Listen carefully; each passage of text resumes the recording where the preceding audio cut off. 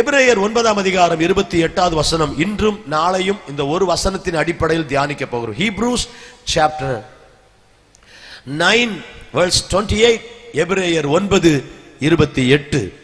இன்றும் நாளையும் இந்த வசனத்தின் அடிப்படையில் நாம் கர்த்தருடைய வார்த்தையை தியானிக்க போகிறோம். எபிரேயர் 9ஆம் அதிகாரம் 28ஆம் வசனம் நான் வாசிக்கிறேன். கிறிஸ்துவும் அநேகருடைய பாவங்களை சுமந்து தீர்க்கும்படிக்கு ஒரே தரம் பலியிடப்பட்டு தமக்காக காத்து கொண்டிருக்கிறவர்களுக்கு ரட்சிப்பை அருளும்படி இரண்டாம் தரம் பாவமில்லாமல் தரிசனமாவார். இன்னொரு முறை வாசிக்கிறேன். கிறிஸ்துவும் அநேகருடைய பாவங்களை சுமந்து தீர்க்கும்படிக்கு ஒரே தரம் பலியிடப்பட்டு தமக்காக காத்து கொண்டிருக்கிறவர்களுக்கு ரட்சிப்பை அருளும்படி இரண்டாம் தரம் பாவமில்லாமல் தரிசனமாவார். இப்ப என்னோட சேர்ந்து எல்லாரும் வாசிக்கிறீங்களா? எல்லாரும் பைபிள் வச்சிருக்கிறவங்க சத்தமா வாசிக்கலாமா? ரெடி? 1 2 3. கிறிஸ்துவும் அநேகருடைய, சத்தமா படிங்க, பாவங்களை சுமந்து தீர்க்கும்படிக்கு ரட்சிப்பை அருளும்படி இரண்டாம் தரம் பாவமில்லாமல் தரிசனமாவார். இங்க வசனம் என்ன சொல்லுது?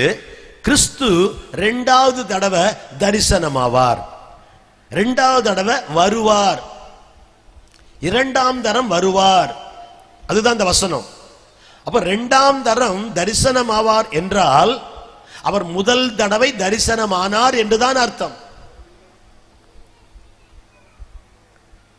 நான் இப்ப ஒரு 6 மாசம் பொறுத்து இதே சபைக்கு பாஸ்டர் ஐயா என்ன கூப்பிடுறாங்க, நான் வந்த இடம் சொல்லுவேன், நான் இப்ப 2வது இடம் வந்திருக்கேன் இந்த சர்ச்சுக்குன்னு சொன்னா என்ன அர்த்தம்?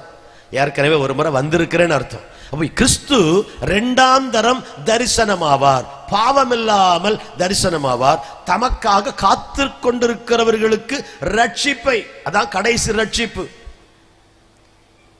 முடிவு பரியந்தம் நிலை நிற்பவனே ரட்சிக்கப்படுவான். நம்முடைய சரீரம் மறுரூபமாகி அவரோடு எடுத்துக்கொள்ளப்பட போகிறோம். அதுதான் கடைசி ரட்சிப்பு.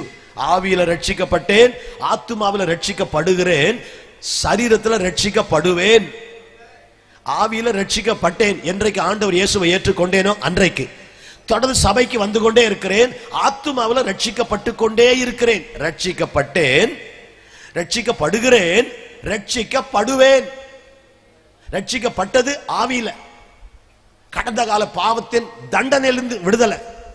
ரட்சிக்கப்படுகிறேன், நிகழ்கால பாவத்தின் வல்லமையிலிருந்து விடுதலை. ரட்சிக்கப்படுவேன், எதிர்காலம் பாவத்தின் பிரசன்னத்திலிருந்து விடுதலை. I am saved from the punishment of sin, and I am saved from the power of sin, and I am saved from the presence of sin. பாவத்தின் தண்டனையிலிருந்து ரட்சிக்கப்பட்டேன், ரட்சிக்கப்படுகிறேன், பாவத்தின் வல்லமையிலிருந்து. நீங்கள் கிருபைக்கு கீழ்ப்பட்டிருந்தால் பாவம் உங்களை டெய்லி பாவத்தின் வல்லமையிலிருந்து நம்மை ஜெயிக்க கர்த்தர் கிருபை தராரு. கிருபை கிருபை கிருபைன்னு சொல்றவங்க எல்லாம் இன்றைக்கு பாவத்தை ஜெயிப்பதற்கு என்பதை மறந்து விடுகிறார்கள். நாம் சகல வசதிகளோடு வாழ்வதற்கு மட்டுமல்ல கிருபை. ஒரு கொடைக்கு கீழே இருந்தீங்கன்னா மழை தண்ணி உங்க மேல உங்களை நினைக்காது. அதே போல கிருபைக்கு கீழே இருந்தீங்கன்னா பாவம் உங்களை மேற்கொள்ளாது. அதுதான் கிருபை. கை தட்டலாமா?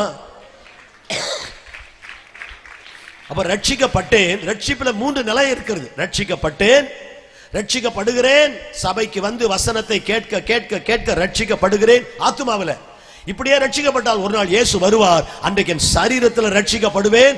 சரீரம் மறுரூபமாயிடும், அங்கவீனங்கள் மறைந்து போயிடும். கை சரியா இல்ல, காலு சரியா இல்ல, கண்ணு தெரியல, எத்தனை கூட்டத்துக்கு போனாலும் சரியாகல, பயப்படாதீங்க. ஒரு நாள் இயேசு வரும்போது இந்த சரீரம் மறுரூபமாகி மகிமையான சரீரமாய் கர்த்தர் மாற்றுவார். அதனால் தான் அங்கவீனமாய் இருக்கிற மாற்றுத்திறனாளிகள் சொல்லுகிறோமே, அப்படிப்பட்டவர்கள் கூட இயேசு மேல ஏன் நம்பிக்கை வச்சிருக்காங்க? இயேசு மேல ஏன் நம்பிக்கை வச்சிருக்கிறாங்க? ஒரு நாள் இயேசு வருவார். அவர் வரும்போது என் சரீரம் மறுரூபமாகி நான் தேவதூதனை போல மாறி விடுவேன். இதுதான் மகிமையின் நம்பிக்கை. Glorious hope. நமக்கு தேவன் தந்திருக்கிற மகிமையின் நம்பிக்கை. ஒரு ஆமென் கேட்கலாமா? அன்பான ஆண்டவருடைய பிள்ளைகளே, இந்த அருமையான நாள்ல வசனம் சொல்லுகிறது இரண்டாம் தரம் பாவமில்லாமல் தரிசனமாவார். அப்ப முதல் முறை தரிசனமானார், முதல் முறை வந்தார். படிக்கலாமா இன்னொரு வசனம்? ஆண்டவருக்கு ஸ்தோத்திரம். வாசியுங்கள். 1 கொரிந்தியர் 15ஆம் அதிகாரம், 1 கொரிந்தியர் 15ஆம் அதிகாரம் 3வது வசனத்திலிருந்து நான் படிக்கிறேன். கர்த்தருக்கு ஸ்தோத்திரம். கிறிஸ்துவானவர் 1 கொரிந்தியர் 15 3வது வசனத்திலிருந்து அந்த பிந்தின பகுதியில் வாசிக்கிறேன்.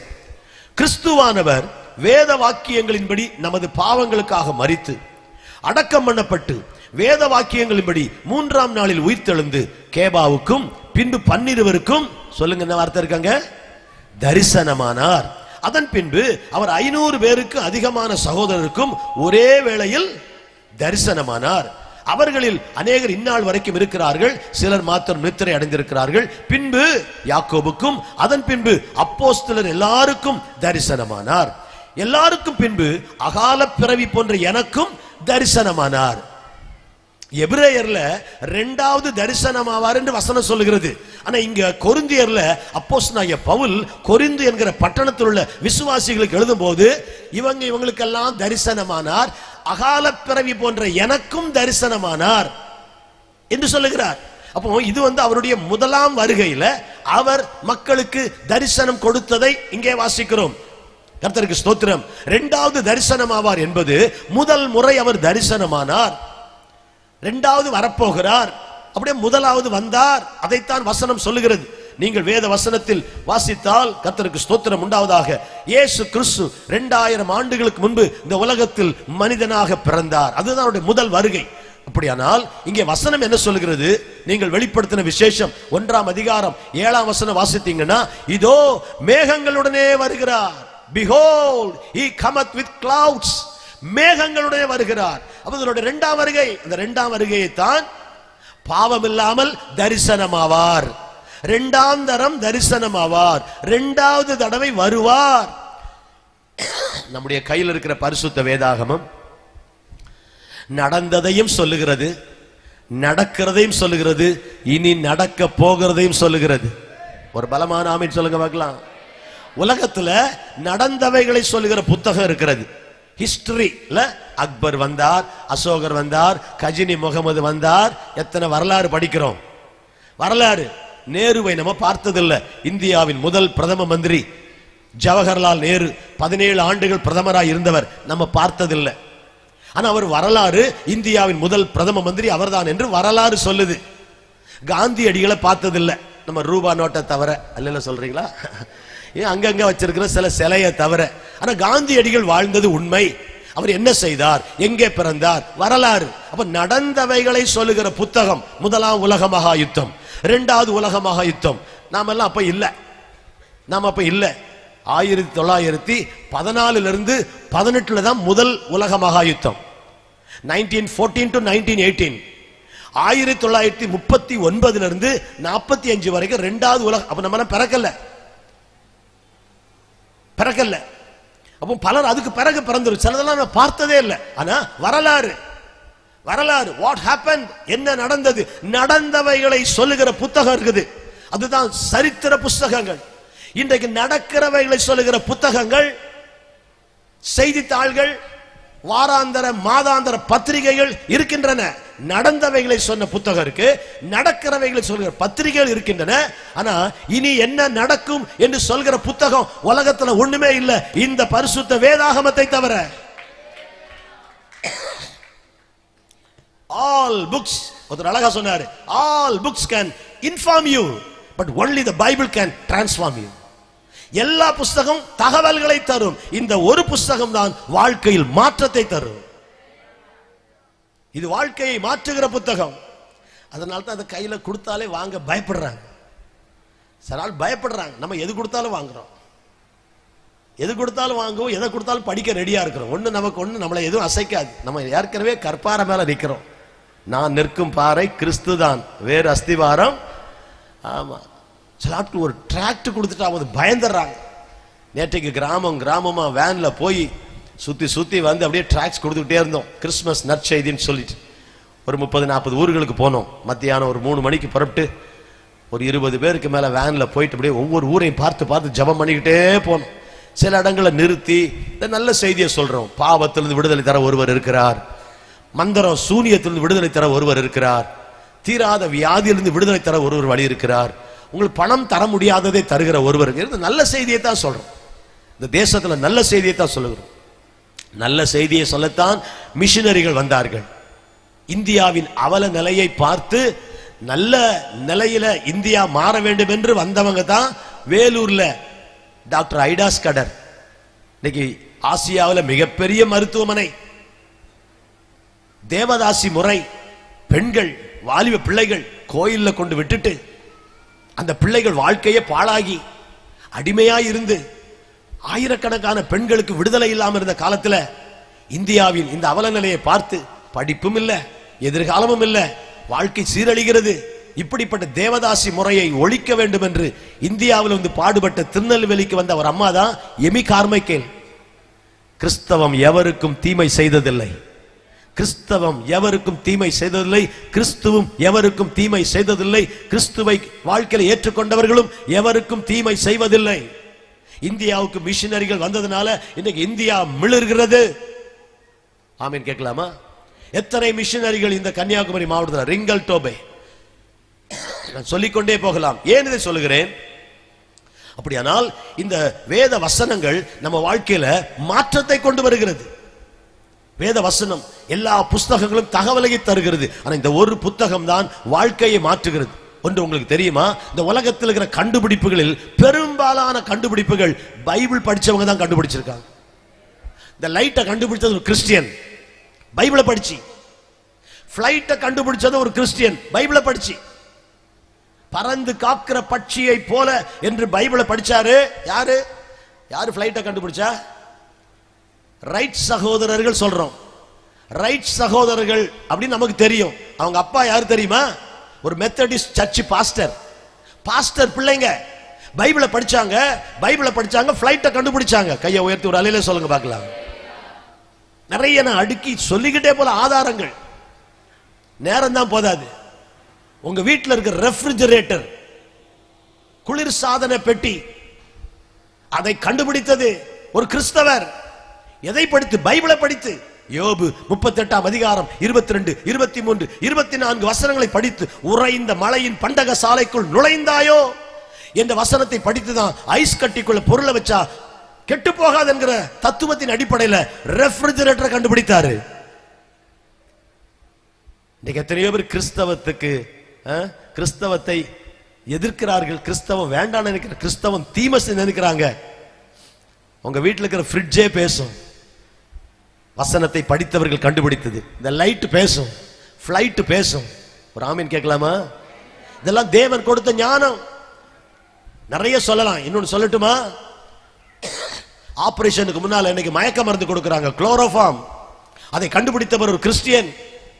நான் கிறிஸ்டியன் சொல்ல வரல, வசனத்தை படிச்சவங்களுக்கு தேவன் கொடுத்த ஞானம். வசனம் எவ்வளவு ஞானத்தை கொடுத்து உலகத்தின் விஞ்ஞான கண்டுபிடிப்புகளுக்கு வித்துட்டு இருக்கிறது.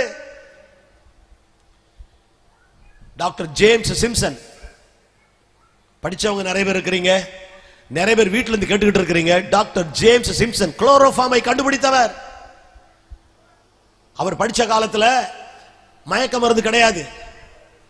ஒரு நாள் வேதத்தை படிக்கிறாரு. படிச்சா ஆதியாகமம் 2:18, 19, 20, 21 படிக்கிறார். தேவன் ஆதாமுக்கு அயர்ந்த நித்திரையை உண்டாக்கி அவன் எலும்புகளில் ஒன்றை எடுத்து அந்த இடத்தை சதையினால் அடைத்து அப்படின்னு படிக்கிறாரு. அப்போ ஒரு ஆண்டவர் ஆபரேஷன் பண்ணியிருக்கிறாரு. அவர் டாக்டர் இல்ல. நாம ஒரு ஆளை பார்க்கும்போது என்ன ஒரு மாதிரி இருக்கிறீங்களே, உடம்பு நல்லா இல்லையான்னு கேட்டா, ஆமா 2 நாளா ஜுரம். அப்படியா, சரி சரி எல்லாம் சரியாயிடும், அவ்வளவுதான். அதுக்கு மேல ஒன்றும் பேச மாட்டோம், போயிடும். ஒரு டாக்டர்கிட்ட போங்களேன், என்ன ஒரு மாதிரி இருக்கிறீங்க, ஜுரம் டாக்டர். அப்படியா, இங்க வா உட்காரு, எங்க நாக்க நீட்டு வாயை தர. டாக்டர் என்ன சொன்னாலும் நம்ம என்ன செய்வோம்? நாம கேட்ட அவங்க என்ன சொல்லுவாங்க? டாக்டர் மாதிரி கேட்ட, இங்க வா உட்காரு நாக்க நீட்டு, பெரிய டாக்டர் அவரு அப்படின்னு. அப்ப டாக்டர் கேட்டா நம்ம செய்வோம். அப்ப டாக்டர் வசனத்தை படிக்கிறாரு. ஆதாமுக்கு அயர்ந்த நித்திரை உண்டாக்கி அவனை தூங்க வச்சு அவன் விலா எலும்புகள் ஒன்றை எடுத்து, நாம படிக்கிற விதம் வேற, டாக்டர் படிக்கிறாரு. அப்ப ஆண்டவர் ஆபரேஷன் பண்ணிருக்கிறாரு, ஒரு விலா எலும்பை எடுத்திருக்கிறாரு. அப்ப என்ன வந்திருக்கும்? ரத்தம் வந்திருக்கும். ஆதாமுக்கு வலி இருந்திருக்கும். ஏன்னா நம்ம குளோரோஃபார்ம் இல்லாத காலத்துல டாக்டரா இருக்கிறேன். குளோரோஃபார்ம் இல்லாத காலத்துல டாக்டர் இவர் ஜேம்ஸ் சிம்சன் வலிச்சிருக்குமே. இவர் காலத்துல ஆபரேஷன் பண்ணும்போது ஸ்ட்ரெச்சர்ல பேஷியன்ட்டை கொண்டு வரும்போது 5-6 பேர் கைய காலை பிடிச்சுக்குவாங்களாம். டாக்டர் அறுப்பாரு, துடி துடிப்பாரு, பேஷியன்ட். அப்போ எல்லாரும் சொல்லுவாங்க கொஞ்சம் பேஷியன்ட்டா இருன்னு. அதனால தான் அவருக்கு பேர் என்னது? பேஷியன்ட். பொறுமையா இரு. அது பொறுமையா இருக்கிற நேரமா, அது கத்தியில இருக்கிற நேரம் கத்துவாங்க. புரியுதா உங்களுக்கு? ஏன் பேஷியன்ட்? பேஷியன்ஸ்னா என்னங்க? பொறுமைங்க தான். பேஷியன்ட்னு வச்சுட்டாங்க எனக்கு பேரு, பேஷியன்ட்னு. ஆனா பேஷியன்ஸ்னா பொறுமைன்னு அர்த்தம். கத்தியில் அடுக்கும்போது ரத்தம் துடி துடிக்க அந்த மனுஷன் கத்தும் போது பி பேஷியன்ட், கொஞ்சம் பேஷியன்ட்டா இருப்பா, கொஞ்சம் பேஷியன்ட்டா இருப்பான். அது பேஷியன்ட்டா இருக்க முடியுமா? கத்தி கத்தி ரத்தம் வர நேரம். கவனிங்க, அப்படி பார்த்தவர் கையை காலை பிடிச்சுக்கிட்டு இருக்கும்போது, ஆபரேஷன் பண்ணும்போது, ரத்தம் வரும்போது பேஷியன்ட் துடி துடிக்க, அப்படிப்பட்ட நிலையில ஆபரேஷனை பார்த்தவர். ஆதாம் அழல்லையே. ஆதாமுக்கு எலும்பை எடுக்கும்போது ஆதாம் என்ன செய்யல? அழல்ல. வலிச்சிருக்கும், எலும்பை எடுத்திருக்காரு. அடுத்தது அந்த இடத்தை சதையினால் அடைத்தாரு. Plastic surgery. பைபிள்ல ஃபர்ஸ்ட் பிளாஸ்டிக் சர்ஜரி பைபிள். பைபிள்ல ஃபர்ஸ்ட் ஆபரேஷன் பைபிள். பைபிள்ல ஃபர்ஸ்ட் கல்யாணம் பைபிள். முதல் மாப்பிள்ளை பைபிள். முதல் பொண்ணு பைபிள். முதல் கல்யாண ரெஜிஸ்ட்ரார் ஆண்டவர். மாமனார் இல்லாத கல்யாணம், மாமியார் இல்லாத கல்யாணம், நாத்தனார் கொழுந்தனார் இருந்த நாறு நாறு நாறு ஒரு நாறு இல்லாத கல்யாணம், நல்லா இருந்த கல்யாணம். சில யோசிக்கிறீங்க அந்த மாதிரி நமக்கு இல்லாம போச்சு. முதல் கல்யாணம், முதல் பிரசவம், முதல் பையன், முதல் பேர பையன் எல்லாம் பைபிள்ல இருக்கு. பைபிள்ல சும்மா கதை புஸ்தகமா? வாரந்தோறும் மாசந்தோறும் விற்கிற புஸ்தகமாங்க? உன் வாழ்க்கையின் எல்லா கேள்விகளுக்கு பதில் சொல்லுகிற புத்தகம் இது ஒன்றுதான். முதல் மனுஷன் ஆடம், அவனுக்கு தான் கர்த்தர் கொடுத்தார் ஒரு மேடம். ஆடம் மேடம் இல்ல, நான் வசனம் தானே சொல்றேன், உங்களுக்கு புரியுதா? முதல் மாப்பிள்ளை, முதல் பொண்ணு பைபிள்ல இருக்கு. பாவம், இது தெரியாம யாரோ சொல்றாங்க மனுஷன் குரங்குன்னு வந்துட்டான். சில பண்ற பார்த்தா வந்திருப்பான்னு தான் தோணுது. அவன் போட்டிருக்க 8 ஓட்டையான பேண்ட், வயலை தான் வெட்டி வரப்பு வெட்டி பார்த்துக்கிறேன். இப்ப சைடெல்லாம் வெட்டுறான், இங்க வெட்டுறான், அங்க வெட்டுறான், நிறைய சொல்லலாம். இதெல்லாம் வந்திருப்பான்னு ஒரு டவுட் வரத்தான் செய்யுது. ஆனா உண்மையில மனுஷன் குரங்குல இருந்து வரல, கர்த்தர் தான் படைச்சாரு. அப்ப முதல் மனுஷன். இப்படி பைபிள் எவ்வளவு கண்ணை திறக்குது பாருங்க. நம்முடைய கண்களை திறக்கிற புஸ்தகம் வேத புஸ்தகம். அப்ப இந்த டாக்டர் ஜேம்ஸ் சிம்சன் எலும்பை எடுத்திருக்கிறாரு, சதையினால் அடைத்தான பிளாஸ்டிக் சர்ஜரி பண்ணிருக்கிறாரு. ஆதாம் அழல்ல. என்னாச்சு என்னாச்சு என்னாச்சு? நம்ம இப்ப அறுத்தா பேஷண்ட் துடி துடிக்க கத்துறாங்களே. அப்ப ஆண்டவர் இப்படி ஆபரேஷன் பண்ணும்போது ஒண்ணுமே நடந்த மாதிரி தெரியல. என்ன ஆச்சு என்ன ஆச்சுன்னு யோசித்து யோசித்து யோசித்து யோசித்து ஆதாமுக்கு மயக்கம் வந்துச்சு. ஆண்டவர் ஆதாம மயக்க நிலையில வைத்திருந்தார் என்று அவருக்கு புரிஞ்சுதான் மயக்க மருந்து என்கிற குளோரோஃபார்மை கண்டுபிடித்தார் டாக்டர் ஜேம்ஸ் சிம்சன். கையை தட்டுங்க பார்க்கலாம் கர்த்தருக்கு. இன்னைக்கு உலகத்துல மிகப்பெரிய ஆபரேஷன் கூட, மிகப்பெரிய அறுவை சிகிச்சை கூட வலி தெரியாம நடக்குதுன்னா அந்த ஆபரேஷனுக்கு முன்னால கொடுக்கக்கூடிய குளோரோஃபார்ம், அதை கண்டுபிடித்தவர், இந்த வசனத்தை படித்தவர். ஏன் இதை சொல்றேன்னா, வேதம் பேதையை ஞானியாக்கும், ஒரு ஞானியை விஞ்ஞானியாக்கும். பேதையை ஞானியாக்கும், ஞானியை விஞ்ஞானியாக்கும். பிள்ளைகளே, பைபிளை நல்லா படிங்க, பைபிளை நல்லா படிங்க. சின்ன பிள்ளைங்க வேதத்தை படிங்க. ஒரு நாளைக்கு 12 நிமிஷம் இந்த பைபிளுக்கு கொடுத்தா ஒரு வருஷத்துல பைபிளை முடிச்சிடலாம். சில்ட்ரன், புரியுதான பேசுறது? 12 நிமிஷம் அந்த பைபிளை படிச்சீங்கன்னா, if you can give 12 minutes to this word of God, 12 நிமிஷம் அந்த பைபிளுக்கு கொடுத்தீங்கன்னா, வெளியில நிறைய பேர் இருக்கிறீங்க, கேட்டுக்கிட்டு இருக்கிறீங்க, உங்களுக்கு சொல்றேன், if you can give just 12 minutes daily, 12 நிமிஷம் அந்த பைபிளுக்கு கொடுத்தீங்கன்னா, ஒரு 4 அதிகாரம் படிச்சீங்கன்னா ஒரே வருஷத்துல பைபிளை படிச்சு முடிக்கலாம். இந்த வேதம் பேதையை ஞானியாக்கும். இன்னைக்கு காலையில வாசிச்சேன். நான் கிளம்பி ஏர்போர்ட்டுக்கு போறதுக்கு முன்னால டெய்லி எங்க சபையில 5 சங்கீதம் வாசிப்போம். 150 சங்கீதம் இருக்கு. 1ஆம் தேதி 5 சங்கீதம், 2ஆம் தேதி 10 வரைக்கும், 3ஆம் தேதி 15 வரைக்கும், 4ஆம் தேதி 20 வரைக்கும். இன்னைக்கு 24ஆம் தேதி 116ல இருந்து 120 வரை வாசிக்கணும். எல்லாம் பெரிய பெரிய சங்கீதம். அதுல 119 அங்கதான் வருது. எனக்கு வேற ஃபிளைட்டை பிடிக்கணும், காலை 5 மணிக்கு ஒரு ஜெபம் வர சர்ச்சில் இருக்கு. அதுக்கு முன்னால உட்காந்து வாசிச்சேன். எழுந்து வாசிச்சு 119 வாசி, 116ல இருந்து 117, 118, 117 தான் ரொம்ப சின்ன சங்கீதம். ஜனங்களே எல்லாரும் கர்த்தரை துதியுங்கள், ஜாதிகளை அவரை போற்றுங்கள், அவர் நேமில் வைத்த கிருபை பெரியது, ஆமேன். திறக்கிறவங்களும் முடிச்சிடும். அதுக்கு அடுத்த சங்கீதம் ரொம்ப பெருசு, பெருசும் சிறுசும் பக்கத்துல வச்சிருக்கார் ஆண்டவர். 119 ரொம்ப பெரிய சங்கீதம். உட்காந்து அதுல 98, 99, 100 அந்த 3 வசனங்களை படிச்சா, இன்னைக்கு காலையில படிச்சதை சொல்றேன். நான் உடைய கற்பனைகளை கை கொள்றதுனால என்னை ஞானமுள்ளவன் ஆக்குகிறீர். நான் உடைய வசனத்தை படிக்கிறதுனால எனக்கு அறிவை தருகிறீர். இந்த வசனத்தை நான் கடைபிடிக்கிறதுனால, தியானிக்கிறதுனால எனக்கு போதித்தவர்கள் எல்லாரிலும் என் டீச்சரை விட எனக்கு அதிக ஞானத்தை தர்றீங்க. கையை தட்டி ஒரு அலையில சொல்லுங்க பார்க்கலாம். பைபிள் இன்னைக்கு காலையில படிச்சதை நான் சொல்றேன். அப்ப எப்படி கர்த்தர் பேசுறாரு பாருங்க. 98, 99, 119 சங்கீதத்துல 98, 99, 100 வசனம் இன்னைக்கு விடியற் காலம் படிச்சதை நான் சொல்றேன். ஏன் இதை சொல்றேன் அன்பா தேவ பிள்ளைகளே? வேத வசனம், வேத வசனம் கால்களுக்கு தீபமும் பாதைக்கு வெளிச்சமும், நேசிப்போர்க்கு சமாதானம், நிகரில்லாத பேரின்பமே. வேத வசனம். அநேகம் 1000 பொன் வெள்ளியை பார்க்கிலும் நீர் விளம்பின வேதமே நலம். எத்தனையோ புஸ்தகங்கள். ஏன் இதை சொல்றேன்னா, அப்படி வேத வசனங்கள், வேத வசனங்கள் நமக்கு நடந்ததை சொல்லுகிற புத்தகம் இருக்குது, நடக்கிறதை சொல்லுகிற புத்தகம் இருக்குது, நடக்க போவதை சொல்லுகிற ஒரே புஸ்தகம் நம்ம கையில் இருக்கிற பரிசுத்த வேதாகமம் மட்டும்தான். இனி என்ன நடக்கும் உலகத்தில்? What is next, what is next, அடுத்து என்ன? எல்லாரும் தெரிஞ்சுக்க வேண்டிய ஒன்று. வாட் இஸ் நெக்ஸ்ட், அடுத்து என்ன, என்ன நடக்கும்? இன்னும் 10 வருஷம் பொறுத்து எப்படி இருக்கும்? ஆட்கள் யூகிச்சு பல காரியங்களை சொல்றாங்க. அடுத்து என்ன நடக்கும்? 2040, 2045 எல்லாம் எல்லாரும் கண்ணாடி போட்டிருப்பாங்க, எல்லாம் கூனு போட்டிருப்பாங்க, முதுகுல ஒரு பேக மாட்டிருக்காங்க. பாத்தீங்களா? எங்க போனாலும் இன்னைக்கு முதுகுல ஒரு பேக மாட்டிக்கிட்டு அவரு இப்படியே உட்கார்ந்து பாப்பாங்க. லேப்டாப் இப்படிதான் இருப்பாங்களாம். 2045 ஒரு கண்டுபிடிப்பு. நிறைய பேர் இப்படிதான் இருப்பாங்களாம், ஒரு மாதிரி கூனு போட்டு. இப்பமே பைக் ஓட்டுறான், பார்த்திருக்கீங்களா? பார்க்கலையா? உங்க ஊர்ல யாரும் ஓட்டலையா அப்படி? எல்லாமே வித்தியாசம். எது நாகரிகம் மனுஷன் நினைக்கிறானோ அவ்வளவு ஆபத்து. இதெல்லாம் மனுஷன் யூகிச்சு சொல்றது. ஆனா அடுத்து இந்த உலகத்துல என்ன நடக்கும் என்றால், 2 முக்கியமான காரியம் நடக்கும் உலகத்துல. ஒன்று, நம்ம வாழ்க்கை ஒரு நாள் முடியும்.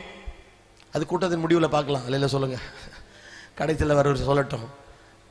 2வது, இயேசுவின் வருகை. இந்த உலகம் அதிர்ச்சி அடையத்தக்க ஒரு நடக்க போகுது. நம்முடைய ஆண்டவர் திரும்ப வருவார். நம்முடைய இயேசு திரும்ப வரப்போகிறார். ஒன்றிலோ இயேசுவின் வருகை அல்லது நம்முடைய வாழ்க்கையின் முடிவு. 2ல ஒண்ணு நடக்கும். இன்னைக்கு ராத்திரி இயேசு வந்தாருன்னா நாளை கூட்டம் அங்க இருக்காது. இவ்வளவு கஷ்டப்பட்டு பந்தல போட்டு இல்ல வந்துட்டாருன்னு சொல்றேன். வரலன்னா 7 நாள் நடக்கும். இல்ல இப்ப நீங்க கூட்டம் முடிஞ்சு சாப்பிட போறீங்க பாருங்க, சாப்பாடு இலைய போட்டு இயேசு வந்துட்டாருன்னா சாப்பிட முடியாது. நீங்க சாப்பாடு வேஸ்டா போன போட்டும், பரலோகத்தை விட்டுறக்கூடாது. இயேசுவின் வருகை சமீபம் என்பதற்கு தான் இதெல்லாம் சொல்றேன். நீங்க கூட்டம் முடிங்க, போய் உட்காருங்க, நல்லா சாப்பிடுங்க, நாளைக்கு போங்க, திரும்ப காலையில ஃபாஸ்டிங்கோட வாங்க, அப்பதான் மத்தியானம் நல்லா சாப்பிடலாம். நல்லா சாப்பிடுங்க. வந்துட்டாருன்னா போயிடணும். வந்துட்டாருன்னா சொல்லுங்க பக்கத்துல, வந்துட்டாருன்னா போயிடணும். இல்ல இல்ல வாழை இலையில பாயசத்தை குடிக்காம வரமாட்டேன் அப்படின்னு உட்கார முடியாது. என்னங்க ஐயா நான் சொல்றது? பாஸ்டர் என்ன நினைக்கிறாருன்னு தெரியல, கூட்ட முடிவுல தான் நான் தனியா பேசணும். அல்ல சொல்றீங்களா? ஊழியர்கள் எங்களுக்கு மனசுக்கு ஒருத்தருக்கு புரியும். நாங்க ஊழியர் தானே செய்யறோம். நானும் சபை போதகரா இருக்கிறேன். அன்பு தேவ பிள்ளைகளை ஏன் சொல்றேன்? அப்ப அடுத்து என்ன நடக்க போகுது? அடுத்து என்ன நடக்க போகுது? மனுஷ வாழ்க்கையில இந்த வசனத்துக்கு முந்தின வசனம் படிச்சீங்கன்னா, அன்றியும் ஒரே தரம் மரிப்பதும் பின்பு நியாயத்தில் படைவதும் மனுஷனுக்கு நியமிக்கப்பட்டிருக்கிறது. மரணம், அதற்கு பிறகு நியாயத்தீர்ப்பு. இது ஒன்று. 2வது இயேசுவின் வருகை. 2 காரியம் நடக்க போகுது மனித வாழ்க்கையில. இந்த சத்தத்தை கேட்கிற அன்பு நண்பனே, அருமையான சகோதரா, அன்பு தேவ பிள்ளைகளே, இந்த உலகத்துல அடுத்து ஒரு மனிதன் சந்திக்க வேண்டிய 2 காரியம். ஒன்று தன் வாழ்க்கையின் முடிவு, இன்னொன்று அது தாமதமாய் முடிந்தால் அதற்கு முன்னால என் ஆண்டவர் இயேசுவின் வருகை. இந்த 2ல ஒன்றை மனுஷன் சந்தித்து ஆக வேண்டும். வசனம் சொல்லுகிறது, 2வது பாவம் இல்லாமல் தரிசனமாவார். அவர் 2வது வரப்போகிறார். அவர் வருகிறார், வரப்போகிறார் என்பதற்கு நிறைய வசனம் இருக்கு.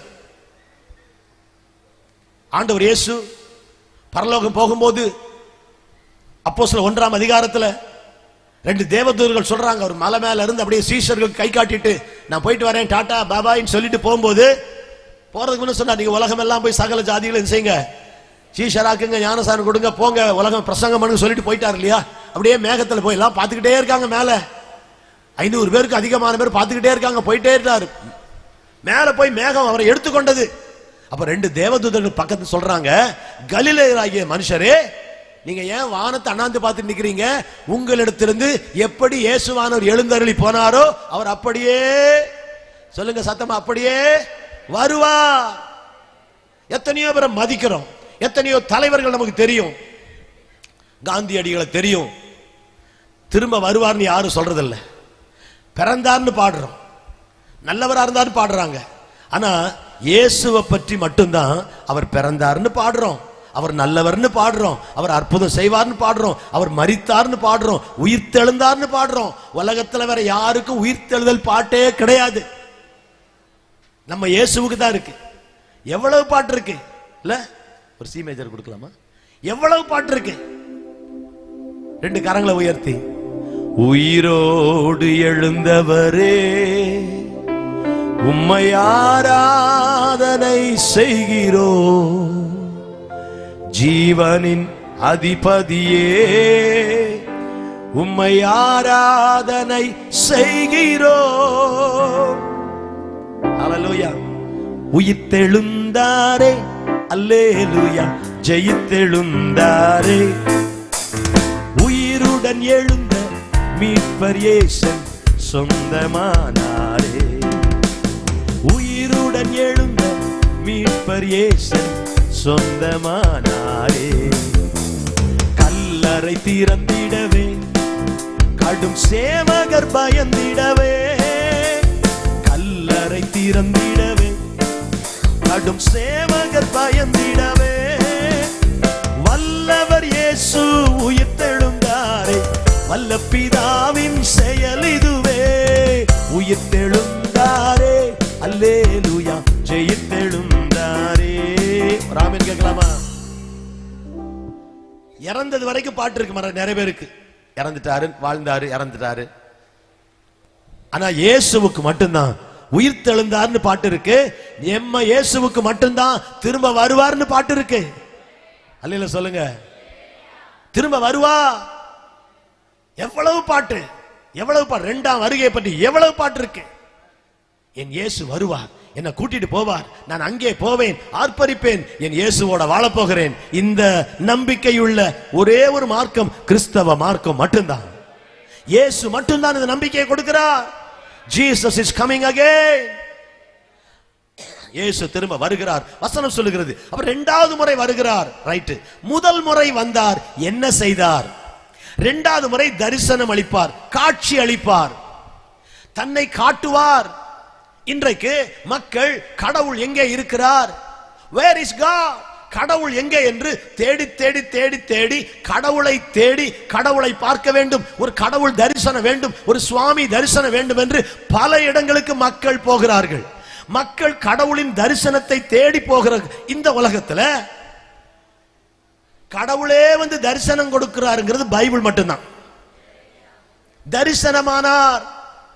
உயிர்த்தெழுந்த இயேசு, உயிர்த்தெழுந்த இயேசு முதலாவது மரியாளுக்கு தரிசனமானார் இல்லையா? பைபிள்ல இருக்கா இல்லையா? கல்லறையை விட்டு போக மாட்டேன்னு சொல்லும் போது முதல் இயேசு மரியாளுக்கு தரிசனமானார். அன்றைய தினமே 2 சீஷர்கள் எருசலேமிலிருந்து எம்மாவு தூரத்துக்கு, இங்க இருந்து ஒரு மார்த்தாண்டம் தூரம் வச்சீங்களேன், ஒரு 12-14 கிலோமீட்டர், ஒரு 15 கிலோமீட்டர், 8 மைல் போட்டிருக்கு பைபிள்ல. அவ்வளவு தூரம் நடந்து போறாங்க. இயேசுவை நம்பி இருந்தமே, அவர் வேற நம்மளை கைவிட்டுட்டு போயிட்டாரே அப்படின்னு சோகமா கிளம்புறாங்க எருசலேம். ஏன்னா எருசலேம்ல இதெல்லாம் நடக்குது. இயேசு சிலுவையில் அறையப்பட்டது, கல்லறையில் வைக்கப்பட்டது எல்லாமே. ஆனால் உயிர்த்து எழுவேன்னு சொன்னார். நான் உயிர்த்து எழுந்த பின்பு உங்களுக்கு முன்னால எங்க போவேன்? கலிலேயாவுக்கு போவேன்னு சொன்னாரு. அதெல்லாம் இவங்க மறந்துட்டாங்க. அதனால சோகத்தோட பேசிட்டு போறாங்க. அவர்களோடு இயேசு சேர்ந்து கொண்டார் என்று லூக்கா சுவிசேஷம் 24ஆம் அதிகாரம் 13ஆம் வசனத்திலிருந்து வாசிக்கிறோம். லூக்கா 24:13. அன்றைய தினமே அவர்களில் 2 பேர் எருசலேமுக்கு 7 அல்லது 8 மைல் தூரமான எம்மாவு என்கிற கிராமத்துக்கு போனார்கள். அப்படியே நீங்க படிச்சுட்டு வந்தீங்கன்னா கர்த்தருக்கு ஸ்தோத்திரம் உண்டாவதாக. வசனம் சொல்லுகிறது, இப்படி அவர்கள் பேசிக் கொண்டிருக்கையில் 15ஆம் வசனம், சம்பாஷித்துக் கொண்டிருக்கையில் இயேசு தாமே சேர்ந்து அவர்களோடு கூட நடந்து போனார். அல்லேலூயா சொல்லுங்க. கூட போறாரு, ஆனா கூட வர்றது யாருன்னு தெரியல, இயேசுதான் தெரியல. ஆனா வசனம் சொல்லுகிறது, கீழே பாத்தீங்கன்னா அவருடைய கண்களை திறந்தார். கைவெட்டு அல்லேலூயா சொல்லாம பின்னால படிச்சீங்கன்னா 31ஆம் வசனத்துல அவருடைய கண்களை திறந்தார்னு போட்டிருக்கு. அப்பொழுது அவருடைய கண்கள் எப்போ கூடவே போய் 14 கிலோமீட்டர் கூட நடந்து போய் 3 நாளா சாப்பிடாத இயேசு வியாழக்கிழமை அவர் கெத்செமனே தோட்டத்துக்கு போறாரு இல்லையா, அதுல இருந்து பிறகு வெள்ளிக்கிழமை, அப்புறம் சனிக்கிழமை, ஞாயிற்றுக்கிழமை உயிர் தெழுந்து சாப்பிடல, ஒண்ணுமே செய்யல, உயிர் தெழுந்து வந்த மறுரூபமான சரீரத்தோட இவங்களோட நடந்து போறாரு. போயிட்டே இருக்கார். 14 கிலோமீட்டர் போயிட்டாரு.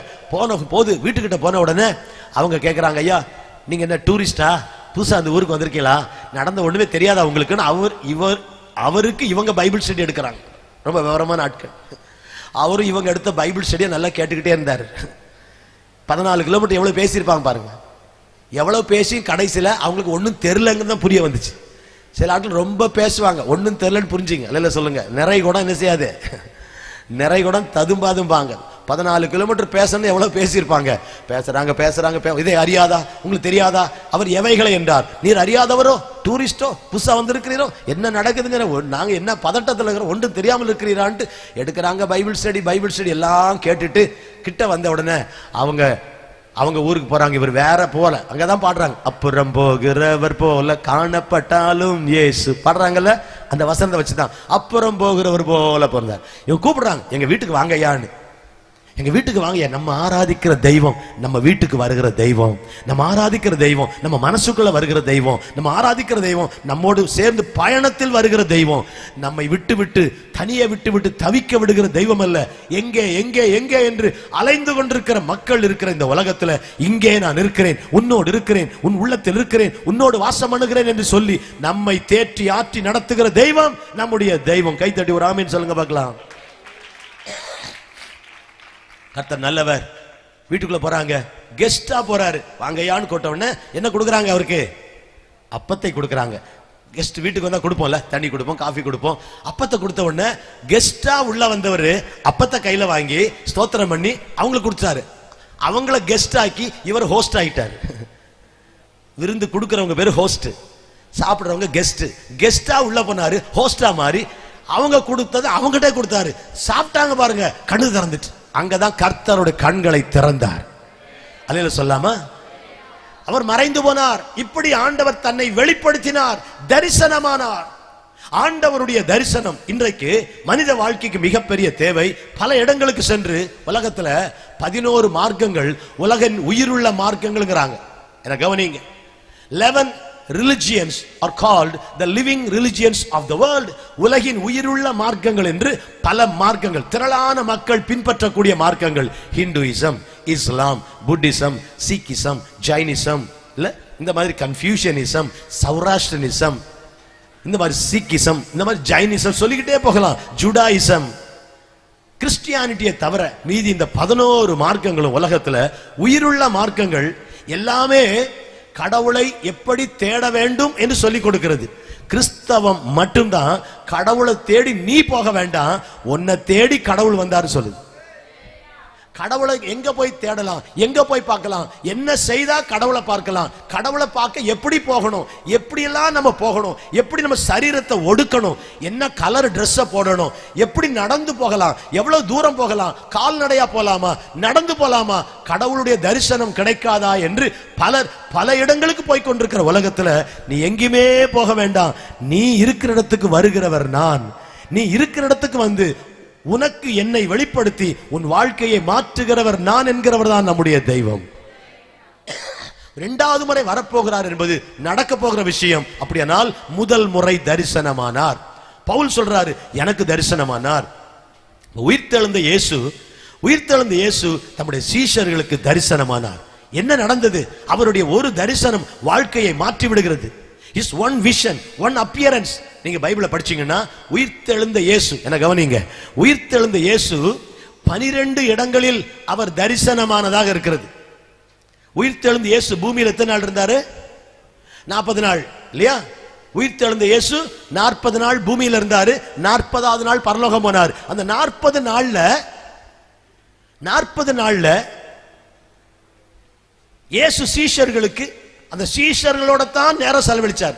பப்ளிக் மீட்டிங் நடத்தல, ஜனங்களுக்கு போய் பிரசங்கம் பண்ணி அற்புதம் செய்யல, சீஷர்களையே தேடி தேடி போய் சீஷர்களோடு நேரம் செலவழித்தாரு. ஒரு 12 இடங்கள் இருக்கு. 12 appearances of Jesus after resurrection. அவர் உயிரோடு எழுந்து 12 இடங்களில் சீஷர்களோடு அவர் காட்சி அளித்து சீஷர்களுக்கு தரிசனமானார் என்று பைபிளை வாசிக்கிறோம். அதுல ஒன்றுதான் இந்த எம்மாவு சீஷர்கள், அதுல ஒன்றுதான் மரியாள், அதுல ஒன்றுதான் இந்த எம்மாவு சீஷர்கள். கண்ணு திறந்த உடனே அவர் மறைந்து போனாரு. திரும்ப 14 கிலோமீட்டர் எங்க மார்த்தாண்டத்திலிருந்து திரும்பவும் மாத்தூருக்கு வராங்க நடந்து. உடனே இயேசுவின் தரிசனம் ஒரு ஆளுக்கு வந்துட்டா, இயேசுவை தரிசிக்க வேண்டிய விதத்துல ஒரு ஆள் தரிசித்துட்டா, அந்த ஆள் சும்மா இருக்க மாட்டார், சும்மா இருக்க முடியாது. உடனே அங்கிருந்து எவ்வளவு தூரம் நடக்கணுங்க? இன்னைக்கு டக்குன்னு ஆட்டோ பிடிக்கலாம், பஸ் எடுக்கலாம், கார் எடுத்து வந்துடலாம். அவ்வளவு தூரம் நடக்கணும். மின்சாரம் இல்லாத காலம். அந்த இரவோடு இரவாக திரும்ப வராங்க. வந்து இங்க ஒரு குரூப் வீட்டுக்குள்ள இருக்காங்க பயந்துகிட்டு. அவங்களோட வந்து இவங்க சொல்றாங்க, கர்த்தரை கண்டோம், நாங்க தேடி போகல, அவர் எங்களை தேடி வந்தார். கைத்தட்டி ஒரு அலையில சொல்லாமா? ஒரு இமேஜ். ஹல்லேலூயா, ஹல்லேலூயா. நான் தேடி போகவில்லை, என்னை தேடி வந்தாரையா. தேடி வந்த தெய்வம். ஆமென், ஹல்லேலூயா. அன்பு சகோதர சகோதரிகளே, இந்த கூட்டத்தில் சொல்லுகிற நல்ல செய்தி என்ன தெரியுமா? நீங்கள் இருக்கிற இடத்துக்கே என் இயேசு வருகிறவர், நீங்க இருக்கிற வீட்டுக்கு வருகிறவர், நீங்க இருக்கிற படுக்கை அறைக்குள்ள வருகிறவர். மரியாள் வீட்டுக்குள்ள வந்தார், யோசேப்பு வீட்டுக்குள்ள வந்தார், சாலமோனின் படுக்கை அறைக்குள் சென்றவர். இன்றைக்கு நீங்க எங்க இருந்தாலும், கதவே பூட்டிக்கிட்டு இருந்தாலும், பூட்டப்பட்ட கதவுகளுக்குள்ள உள்ள வந்து பூட்டப்பட்டு கதவுகள் பூட்டப்பட்டிருந்த சீஷர்களோடு பேசி தன்னை வெளிப்படுத்தினவர் இன்று இரவு பூட்டப்பட்ட வீடுகளுக்குள்ள வந்து தன்னை வெளிப்படுத்த என் இயேசுவால் முடியும்.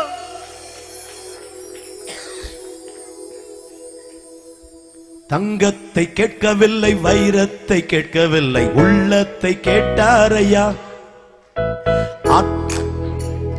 ஆஸ்தியை கேட்கவில்லை, அந்தஸ்தை கேட்கவில்லை, உள்ளத்தை கேட்டாரையா.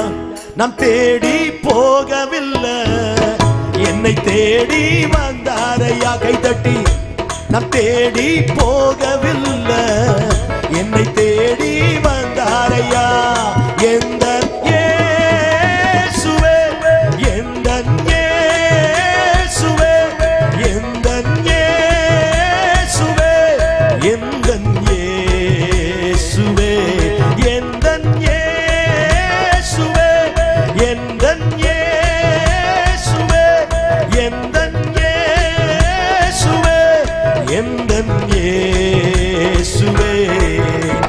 தாய் உன்னை மறந்தாலும் தந்தை உன்னை வெறுத்தால் அவர் உன்னை மறக்க மாட்டார். உற்றார் உன்னை மறந்தாலும் நண்பன் உன்னை வெறுத்தால் இயேசு உன்னை வெறுக்க மாட்டார். நாம் தேடி போகவில்லை, என்னை தேடி வந்தாரையா. கைதட்டி பாடுங்க. தேடி போகவில்லை, என்னை தேடி வந்தாரையா. எந்த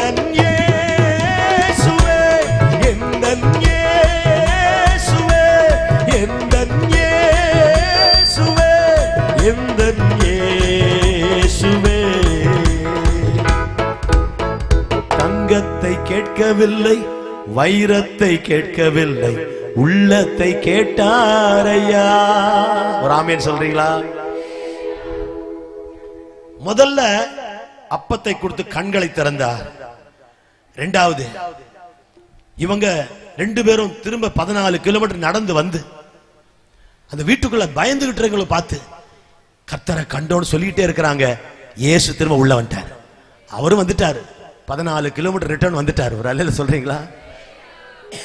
எங்கெல்லாம் அவரை பத்தி பேசுறீங்களோ அவர் வருவார். வழியில துக்கத்தோடு போறவங்களோட வந்தார். இன்னைக்கு உங்க வாழ்க்கையின் பயணம் துக்கமாய் இருக்கிறதா? வியாதி, வேதனை, கஷ்டம், நிம்மதி இல்ல. என்னென்னமோ செஞ்சு பார்க்கிறேன், ஜோசியம் பார்க்கிறேன், ஜாதகம் பார்க்கிறேன், பஞ்சாங்கம் பார்க்கிறேன், நாள் நடக்காது, ஒன்னும் நடக்காது. ஒரு நாள் ஒரு கிராமத்துக்கு போய் ஒரு தெரு விளக்கு கிளந்து பேசிக்கிட்டே இருந்தேன். பேசிக்கிட்டே ஒரு தெரு பிரசங்கம், மைக்கு கிடையாது, ஒண்ணுமே கிடையாது. அப்படி ஒரு ட்ரம் மட்டும் அடிச்சு 2 பாட்டு பாடி பேசிட்டு திடீர்னு பார்த்தா ஒரு பிள்ளைக்கு பிசாசு பயங்கரமா ஆடி டேய் அப்படி கத்திக்கிட்டு ஆடுது. 4-5 வாலிப பையங்க அந்த பிள்ளைய பிடிக்க போனாங்க. அது எல்லாரையும் அடிக்கவும் கீழே தள்ளி விட்டாங்க. கீழே தள்ளி விட்டு கையகால பிடிச்சுக்கிட்டாங்க. சாமியாரை கூப்பிடு, சாமியாரை கூப்பிடுங்கிறாங்க. அங்கெல்லாம் நம்மளாம் சாமியார் தான், பாஸ்டர்லாம் கிடையாது. சாமியாரை கூப்பிடு, மந்திரிக்க வா, மந்திரிக்க வா. அந்த மாதிரி மக்கள் மத்தியில் நாங்கள் ஊழியம் செய்கிறோம். சாமியாரை கூட மந்திரிக்கட்டும். நான் கிட்ட போனா அது சொல்லுது, டேய் நம்மளை வாடா போட தான் பேசுது, எது நம்மளை மதிக்குதுங்கிறீங்க டேய். அடுத்த உடனே சரி எங்க அம்மா செல்லமா கூப்பிடுறாங்க, டேய் இங்க வாடா. எங்க அம்மா கூப்பிடான்னு நினைச்சுக்கிட்டேன் நான். டேய் அது வர சொல்லுது, பழைய ப்ரீ ஹிஸ்டரி எல்லாம் சொல்லுது. சில முந்தின ஆஸ்பத்திரிக்கெல்லாம் போயிட்டு ஒரு டாக்டர் பண்ண எங்க பழைய ரெக்கார்ட்லாம் கொண்டா கேட்பான் தெரியுமா, அது பழைய கதைலாம் சொல்ல. டேய் 5 பேர் யாருக்கும் துரத்திருக்காண்டா, நான் போகலடா, நான் ஊழியத்துக்கு வந்த புதுசு வேற. சொல்லாம இருந்தாலும் தைரியமா கொஞ்சம் பேய் ஓட்டலாம். கஷ்டப்பட்டு 10 பேரை கூட்டு போயிருக்கேன் ஊழியத்துக்கு. அப்பா தம்பி வாங்கடா, டே வாங்கடா வாங்கடான்ட்டு. அவனுக்கு ஒன்றும் புரியல. நான் என்ன நினைக்கிறேன், இந்த பையங்க இருக்கானுங்க சமாளிச்சிருவானுங்கன்ட்டு. அவனுங்க என்ன நினைக்கிறானுங்க, பாஸ்டர் பார்த்துக்குவாருன்ட்டு. எங்க 2 பேருக்கு அதே ஆண்டவர் தான் பார்த்தாரு. அந்த தெருவில் நின்றுக்கிட்டு 5 பேர் துரத்தினாண்டா, போகலடா. இவளை கல்யாணம் சொல்லுது, இவளை கல்யாணம் பண்ணி கொடுத்திருந்தா 2 பிள்ளைகளுக்கு தாயா இருந்திருப்பாடா. எல்லாம் டா தான். 2 பிள்ளைகளுக்கு தாயா இருந்திருப்பாடா. 10 வருஷமா கல்யாணத்தை தடுத்து வச்சிருக்கிறேன்டா. அவங்க அம்மா பக்கத்தில் உட்காந்து, ஆமா ஐயா நான் கேட்டேன் இப்ப அதை உங்ககிட்ட கன்ஃபர்மேஷன் வேற. அந்த அம்மா 10 வருஷமா கல்யாணம் ஆகல. ஐயா செவ்வாய் தோஷம் இருக்கு ஐயா, நாகதோஷம் ஐயா, எங்களுக்கு தெரிஞ்ச தலதோஷம், அது போனா சந்தோஷம். இது இயேசுநாதர் இல்லாதவங்களுக்கு ஏகப்பட்ட தோஷம் இருக்கு. ஒன்னும் புரியல. இப்படி பேசிட்டு இருக்கிறதுக்குள்ளே அந்த பிசாசு இந்த பக்கம், டே கண்ணை மூடி ஜோம் பண்ணுங்கடா. முதல் நாள் வந்திருக்கான் ஊழியத்துக்கு, சில முடிவு பண்ணிட்டான் இனி ஜென்மத்துக்கு பாஸ்டரோட ஊழியத்துக்கு வரக்கூடாதுன்ட்டு. அந்த பிசாசு சொல்லுது ஒருத்தனை பார்த்து, டே சாலமோன் எங்கடா வந்தேன்னு கேட்டுச்சுவார். அவன் அதோட போன ஆள் தானே. முதல் நாள் கெஞ்சி கூத்தாடி ஊழியத்துக்கு கூட்டு போயிருக்கிறேன். அப்படி ஒரு நிலை.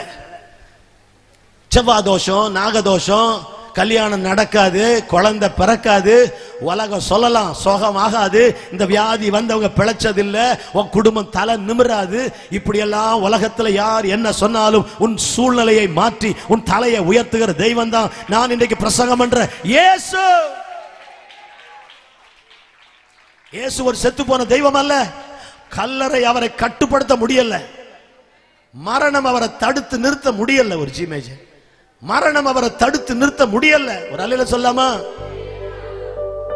மரணம் அவரை தடுத்து நிறுத்த முடியவில்லையே, கல்லறையோ கட்டி காக்க முடியவில்லையே. மரணம் அவரை தடுத்து நிறுத்த முடியவில்லையே, கல்லறையோ கட்டி காக்க முடியவில்லையே. யூத சிங்கம் கிறிஸ்து ராஜா வெற்றி பெற்றாரே, யூத சிங்கம் கிறிஸ்து ராஜா வெற்றி பெற்றாரே. சோர்ந்து போன மகனே நீ துள்ளி பாடிடு, சோர்ந்து போன மகளே நீ துள்ளி பாடிடு. மரணம் அவரை தடுத்து நிறுத்த முடியவில்லையே, கல்லறையோ கட்டி காக்க முடியவில்லையே. மரணம் அவரே அப்பா உயிர்த்தெழுந்தவரே கட்டி காக்க முடியவில்லையே.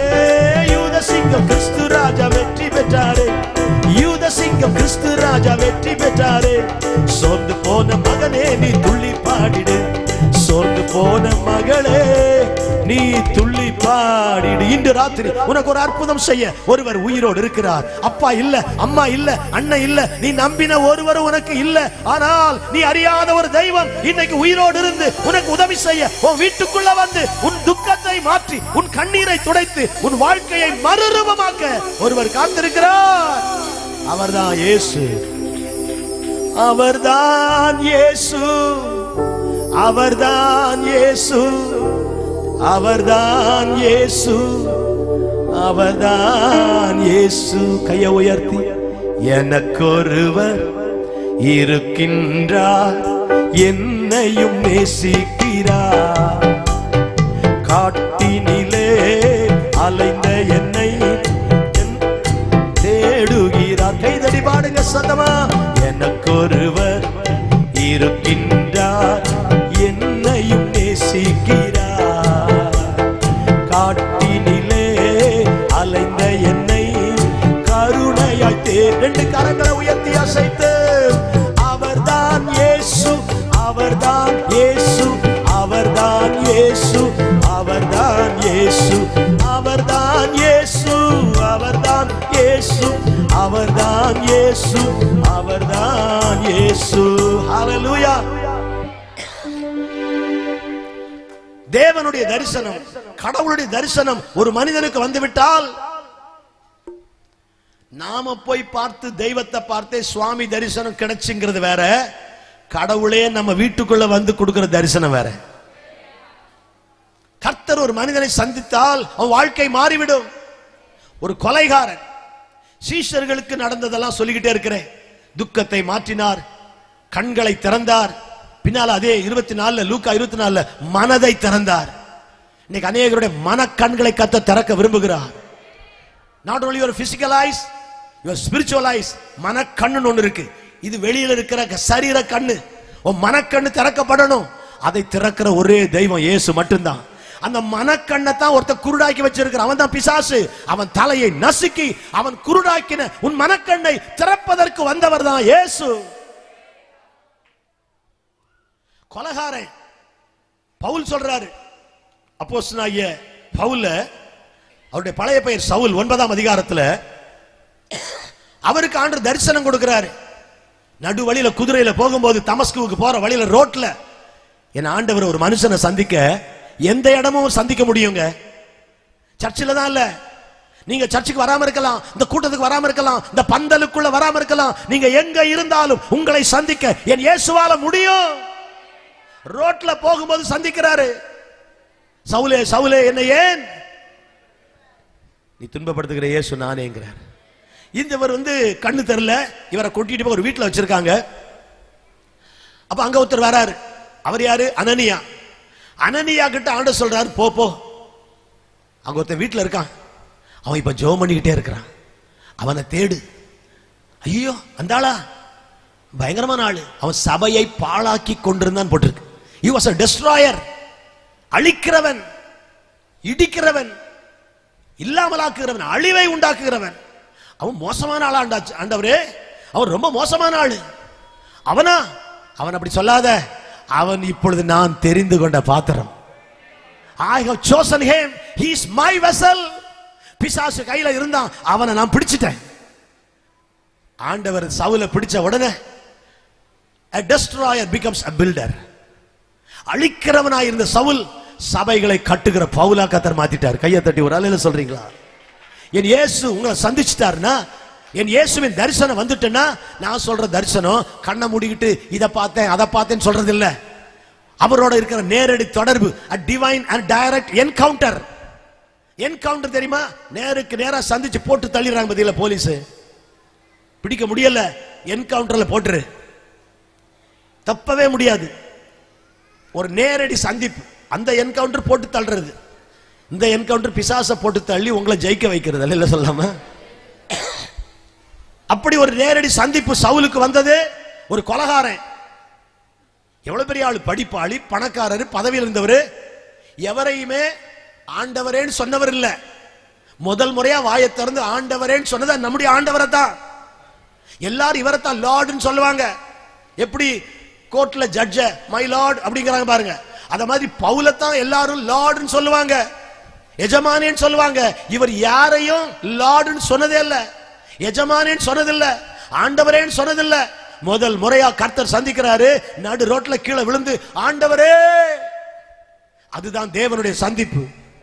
சந்திச்ச உடனே சொல்றாரு, முள்ளுல உதைக்கிறது உனக்கு கடினமான்னு சொன்ன உடனே அடுத்த கேள்வி, உடனே சரண்டர் ஆயிட்டாரு, நான் என்ன செய்ய சித்தமாயிருக்கிறேன். உடனே he becomes a chosen vessel.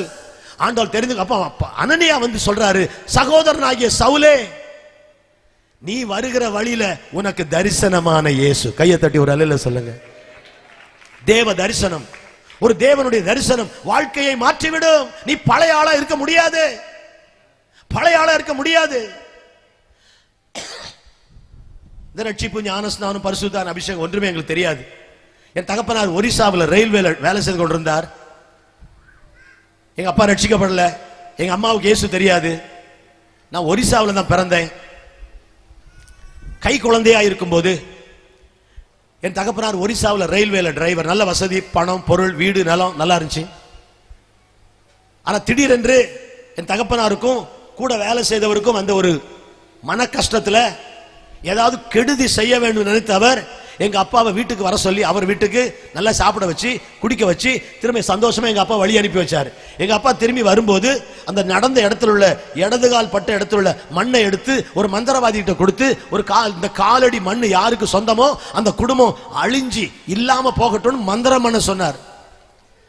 அந்த நண்பர் நல்ல காரியம் செஞ்சார். ஒரு அல்ல சொல்றீங்களா? அதனால தான் நான் இன்னைக்கு பாஸ்டராங்க நிக்கிறேன். நமக்கு யாரு தீங்கு செஞ்சாலும் அது நன்மையா மாத்திடுவார் கர்த்தர். எங்க அப்பா நல்ல வேலைக்கு போன ஒரு பைத்தியம் ஆயிட்டார். நீண்ட கதை, யூடியூப்ல பார்த்திருப்பீங்க, நிறைய பேர் சாட்சி கேட்டிருப்பீங்க. அப்படி ஒரு பார்க்கலனாலும் மதுராந்தகம் இயேசுதாஸ் என்னோட யூடியூப் சேனல், அதுல நிறைய பாட்டு, பிரசங்கம், டெய்லி ஏதாவது ஒரு செய்தி போட்டுருக்கோம், நீங்க பார்க்கலாம். முன்னெல்லாம் சந்தாதாரர் ஆகணும்னா 500 1000 கட்டணும். இப்போ தொட்டா போதும், எவ்வளோ ஈஸியாக போச்சு. சப்ஸ்கிரைப் அப்படி தொட்டுட்டீங்கன்னா நீங்கள் வந்துட்டீங்க, உள்ளே வந்துடுவீங்க, உங்களை சந்தாதாரராக மாற்றிடுவோம். எவ்வளோ ஈஸியாகிடுச்சு பாருங்க உலகம். சப்ஸ்கிரைப்ல டூ சப்ஸ்கிரைப் அப்படின்னு போடுறாங்க பாருங்க. அப்படி அந்த கிளிக், அந்த பெல் ஐக்கான் கிளிக் பண்ணுங்கன்றாங்க. Very easy. So Maduranthakam Yesudas YouTube channel.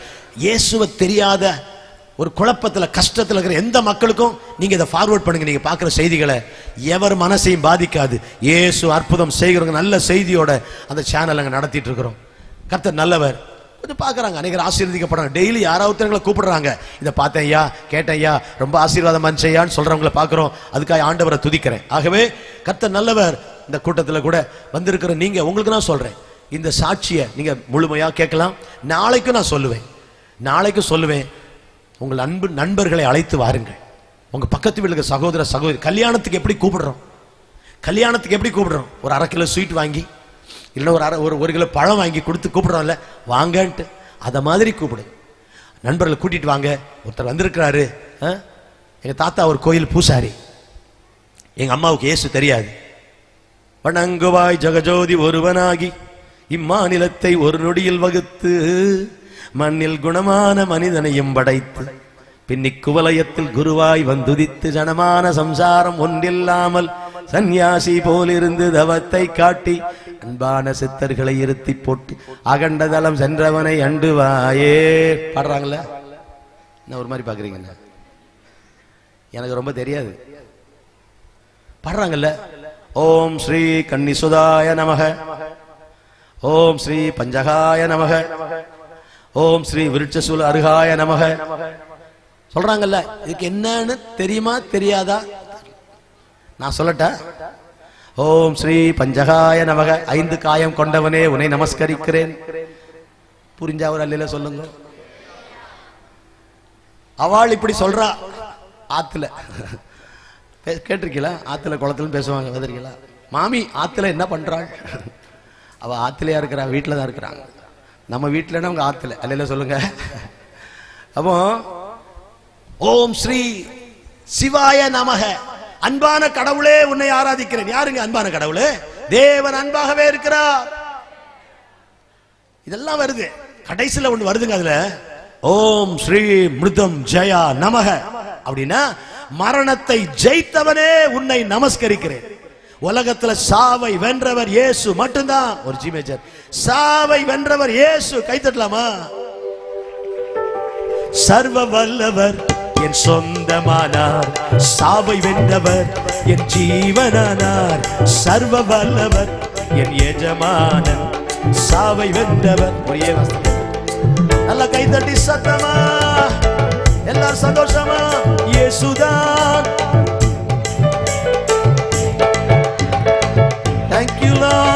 சர்வ வல்லவர் என் சொந்தமானார், சாவை வென்றவர் என் ஜீவனானார். சர்வ வல்லவர் என் எஜமானன், சாவை வென்றவன் என் மணவாளன். கண்டுகொண்டேன் ஒரு புதையல், பெற்றுக்கொண்டேன் ஒரு பொக்கிஷம்.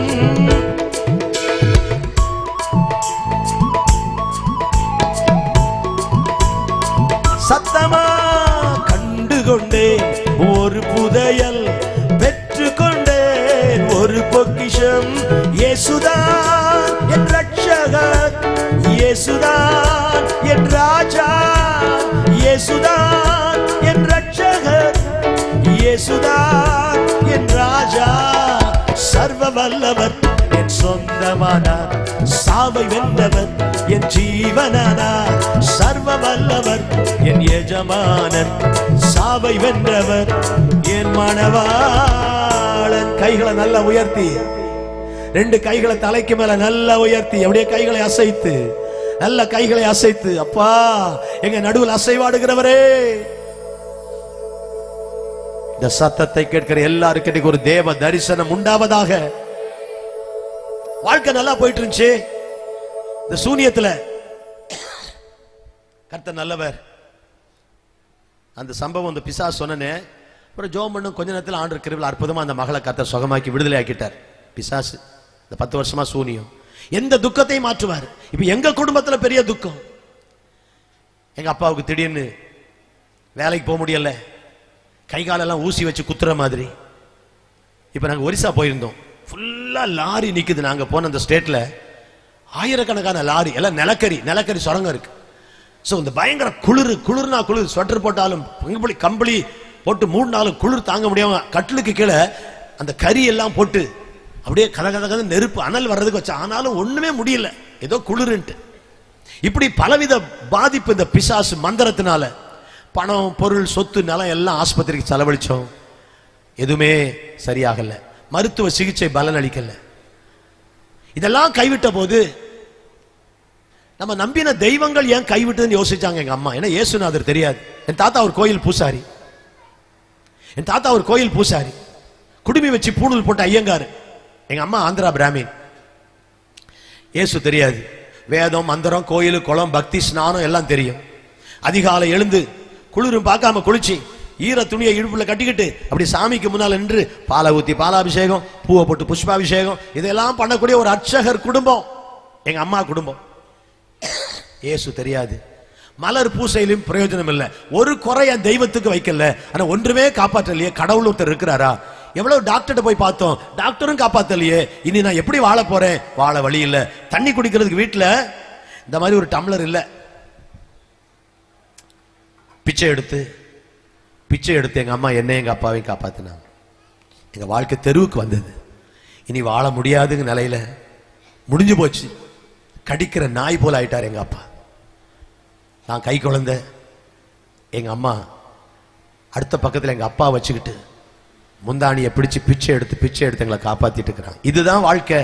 இனி வாழ முடியாது, இனி வாழ்க்கை இல்ல, முடிஞ்சு போச்சு அப்படின்னு நினைச்சு வாழ்க்கையில மரணத்தை எதிர்நோக்கி இருக்கிற நேரத்துல இங்க ஒரு ஜெப வீடு இருக்குன்னு சொல்றாங்க. ஜெப வீடுனா என்னன்னு கேட்கிறாங்க எங்க அம்மா. இயேசுநாதர் கோயிலா? ஐயோ அங்கெல்லாம் நான் போனதில்லை. உன் புருஷனை கூட்டிட்டு போ, உன் பிள்ளைய தூக்கிட்டு போ. அந்த இயேசு நல்லவர், அவர் ஆசீர்வதிக்கிறவர், நமக்காக உலகத்துல வந்தவர், நம்மை தேடி வந்தவர். அவர் உலகத்துல வாழும்போது எத்தனையோ நன்மைகளை செய்தார், எவருக்கும் தீங்கு செய்யல. அவர் ஆசீர்வதிக்கிறவர். அவரால் தீர்க்க முடியாத பிரச்சனை இல்ல, அவரால் சுகமாக்க முடியாத வியாதி இல்ல, அவரால் செய்ய முடியாத அற்புதம் இல்ல, அவரால் வர முடியாத இடமும் இல்லை. அவரை நம்பு. ஐயோ நான் அந்த ஆலயத்துக்கு கோயிலுக்கு போனதில்லை, எனக்கு ஜபம் தெரியாது, நான் என்ன சொல்ல? ஒண்ணு வேண்டாம், ஏசப்பா எனக்கு உதவி செய்யன்னு கேட்டா போதும். ஒரு பிச்சைக்காரன் கூப்பிடும் போது நின்று பதில் கொடுக்கிற கர்த்தர் உதவி செய்வார். நம்பு. விருப்பமும் இல்லை, வேற வழியும் இல்லை. எங்க அப்பாவை இழுத்துக்கிட்டு என்னை தூக்கிக்கிட்டு அந்த ஜப வீட்டுல போய் இப்படி முழங்கால் படிக்கிட்டு, ஏசப்பா எத்தனையோ சாமி கும்பிட்டு இருக்கிறேன்ப்பா, உங்களை எப்படி வணங்கணும்னு தெரியாது ஏசப்பா, 2 கையெடுத்து கும்பிடுறேன், எனக்கு ஒரு உயிர் பிச்சை மட்டும் தாங்க, என் புருஷனை நல்லாக்குங்க, என் பிள்ளைய ஆசீர்வதிங்க, எனக்கு ஒரு வாழ்க்கை தாங்கப்பா, எனக்கு ஒரு வாழ்க்கை தாங்க, உங்களை நம்புறேன், உங்களை நம்பி வந்திருக்கிறேன். எனக்கு உதவி செய்யுங்க. எனக்கு ஜபமும் தெரியல, கொடுக்கறதுக்கும் ஒண்ணும் இல்லை, நானே பிச்சை எடுத்து வாழ்றேன். ஆனா என் புருஷனை சுகமாக்கி என் பிள்ளையை ஆசீர்வதிச்சு எனக்கு ஒரு வாழ்க்கை தந்தீங்கன்னா சாகிற வரைக்கும் இந்த 2 கையை வேற எந்த தெய்வத்துக்கு எடுத்து வணங்க மாட்டேன் ஏசப்பா, இது சத்தியம்னு ஒரு ஜெபம் பண்றாங்க. நம்ம ஆண்டவருக்கு நிறைய பேர் இருக்கு பைபிள்ல, அதுல ஒன்று ஜெபத்தை கேட்கிறவரே. கை தட்டலாமா? ஜெபம் என்றால் என்னவென்றே தெரியாத ஒரு இந்து பிராமண குடும்பத்தில் பிறந்த எங்க அம்மாவுடைய ஜெபத்தை கேட்டார். அந்த சபையில் இருந்த மக்கள் சிலர் ஜெபித்த ஜெபத்தை கேட்டார். பல லட்சங்கள் செலவழித்து வராத சுகத்தை இந்த ஜெபத்தினால இயேசு எங்க அப்பாவுக்கு அற்புதமாய் சுகம் தந்தார். எங்க அப்பா சுகமானாரு. எங்க அம்மா அப்பா 2 பேரும் பிதா குமாரன் பரிசுத்தாவி நாமத்தில் ஞானஸ்நானம் பெற்றார்கள். நன்றி கடனா எனக்கு இயேசுதாசன் பேர் வச்சாங்க. ஐயா, இன்னைக்கு இந்த மேடையில் நிக்கிறேன்னா ஏன் இவ்வளவு உற்சாகமா பேசுறேன்னா, ஏன் இயேசு இயேசு இயேசுன்னு வாயை திறந்தா வாயை முடினா மூச்சுக்கு மூச்சு இயேசு இயேசுன்னு ஏன் பேசுறேன்னா, நான் இன்னைக்கு இருப்பது அவரால, நான் உயிரோடு இருப்பது அவரால. நான் என்றைக்கோ மண்ணோட போயிருக்கணும், என்றைக்கோ போயிருக்கணும், ஒரு ஜி மைனர் என்றைக்கோ போயிருக்கணும். ஆனா அவர் வந்தாரு, ஒரு புது வாழ்க்கை தந்தாரு. கை தட்டலாமா? நான் பிறந்த நாள் முதல் இந்த நாள் வரையிலும் ஆதரித்து வந்தீரே, ஆறுதல் தந்தீரே.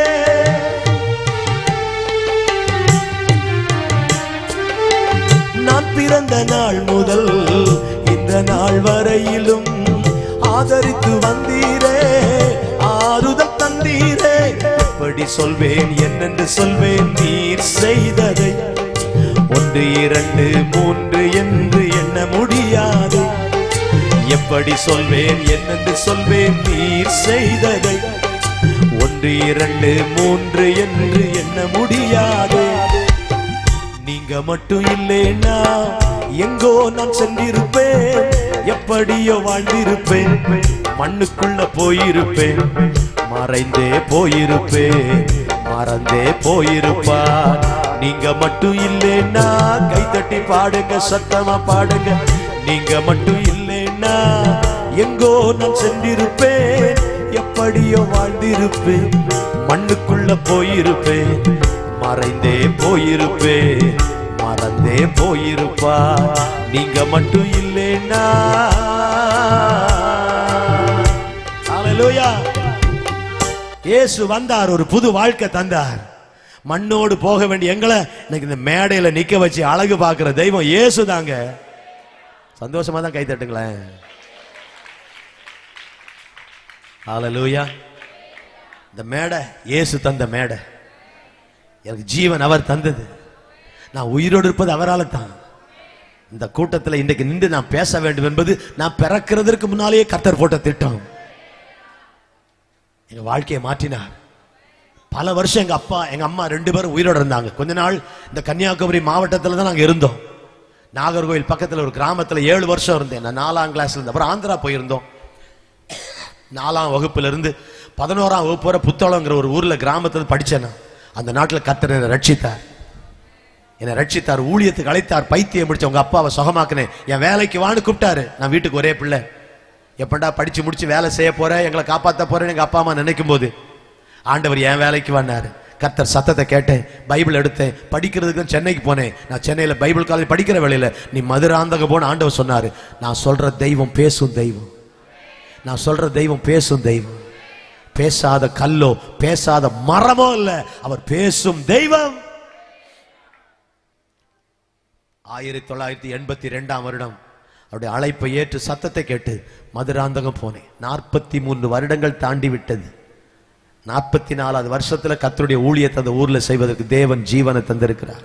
நான் என்னைக்கோ மண்ணோடு போக வேண்டிய ஆளு, நான் என்னைக்கோ மண்ணோட போயிருக்கணும். ஆனா கர்த்தர் என் மேல வைத்த ஒரு திட்டம், எங்க குடும்பத்தை சந்தித்தார், எங்க குடும்பத்துக்கு ஒரு தரிசனம் கொடுத்தார். சவுலை சந்தித்து மாற்றினவர், சீஷர்களை சந்தித்து துக்கத்தை மாற்றினவர், பயந்த சீஷர்களை தைரியப்படுத்தினவர். ஆண்டவருக்கு ஸ்தோத்திரம். எங்களையும் சந்தித்தார், எங்க வாழ்க்கையை மாற்றினார். இன்னைக்கு அந்த இயேசுவுக்கு ஏதாவது ஒன்றை செய்ய வேண்டும் என்றுதான் என்னை அர்ப்பணித்து இந்த ஓட்டத்தை ஓடிக்கொண்டிருக்கிறேன். என்னுடைய வாழ்க்கையில இயேசுவின் சந்திப்பு ஒரு மனிதனுக்கு வந்தால் அவன் வாழ்க்கை மாறிவிடும். 8ஆம் வகுப்பு படித்துக் கொண்டிருக்கிற நாட்கள்ல இதே நாகர்கோவில் பக்கத்துல ஒரு சனிக்கிழமை ஒரு உபவாச ஜபம். எங்க அம்மா ஜுரத்துல வீட்டுல படுத்திருக்காங்க. நான் மட்டும் பைபிள் எடுத்து சபைக்கு போறேன். அன்னைக்கு ஒரு சனிக்கிழமை ஒரு ஆராதனையில ஒரு ஊழியக்காரர் பிரசங்கம் பண்ணுகிறார். அன்றைக்கு இயேசு என்னை தொட்டார். வசனம் என்னை தொட்டது. அடிக்கடி கடிந்து கொள்ளப்பட்டும் தன் பிடரியை கடினப்படுத்துகிறவன் சகாயம் என்று சடுதியில் நாசமடைவான் என்ற நீதிமொழிகள் 29:1 வைத்து பிரசங்கம் பண்ணினார். அந்த வார்த்தை என்னை தொட்டது. என் வாழ்க்கையில மிகவும் அழுத நாள், என் வாழ்க்கையில ரொம்ப அழுத நாள் அன்றைக்கு தான்.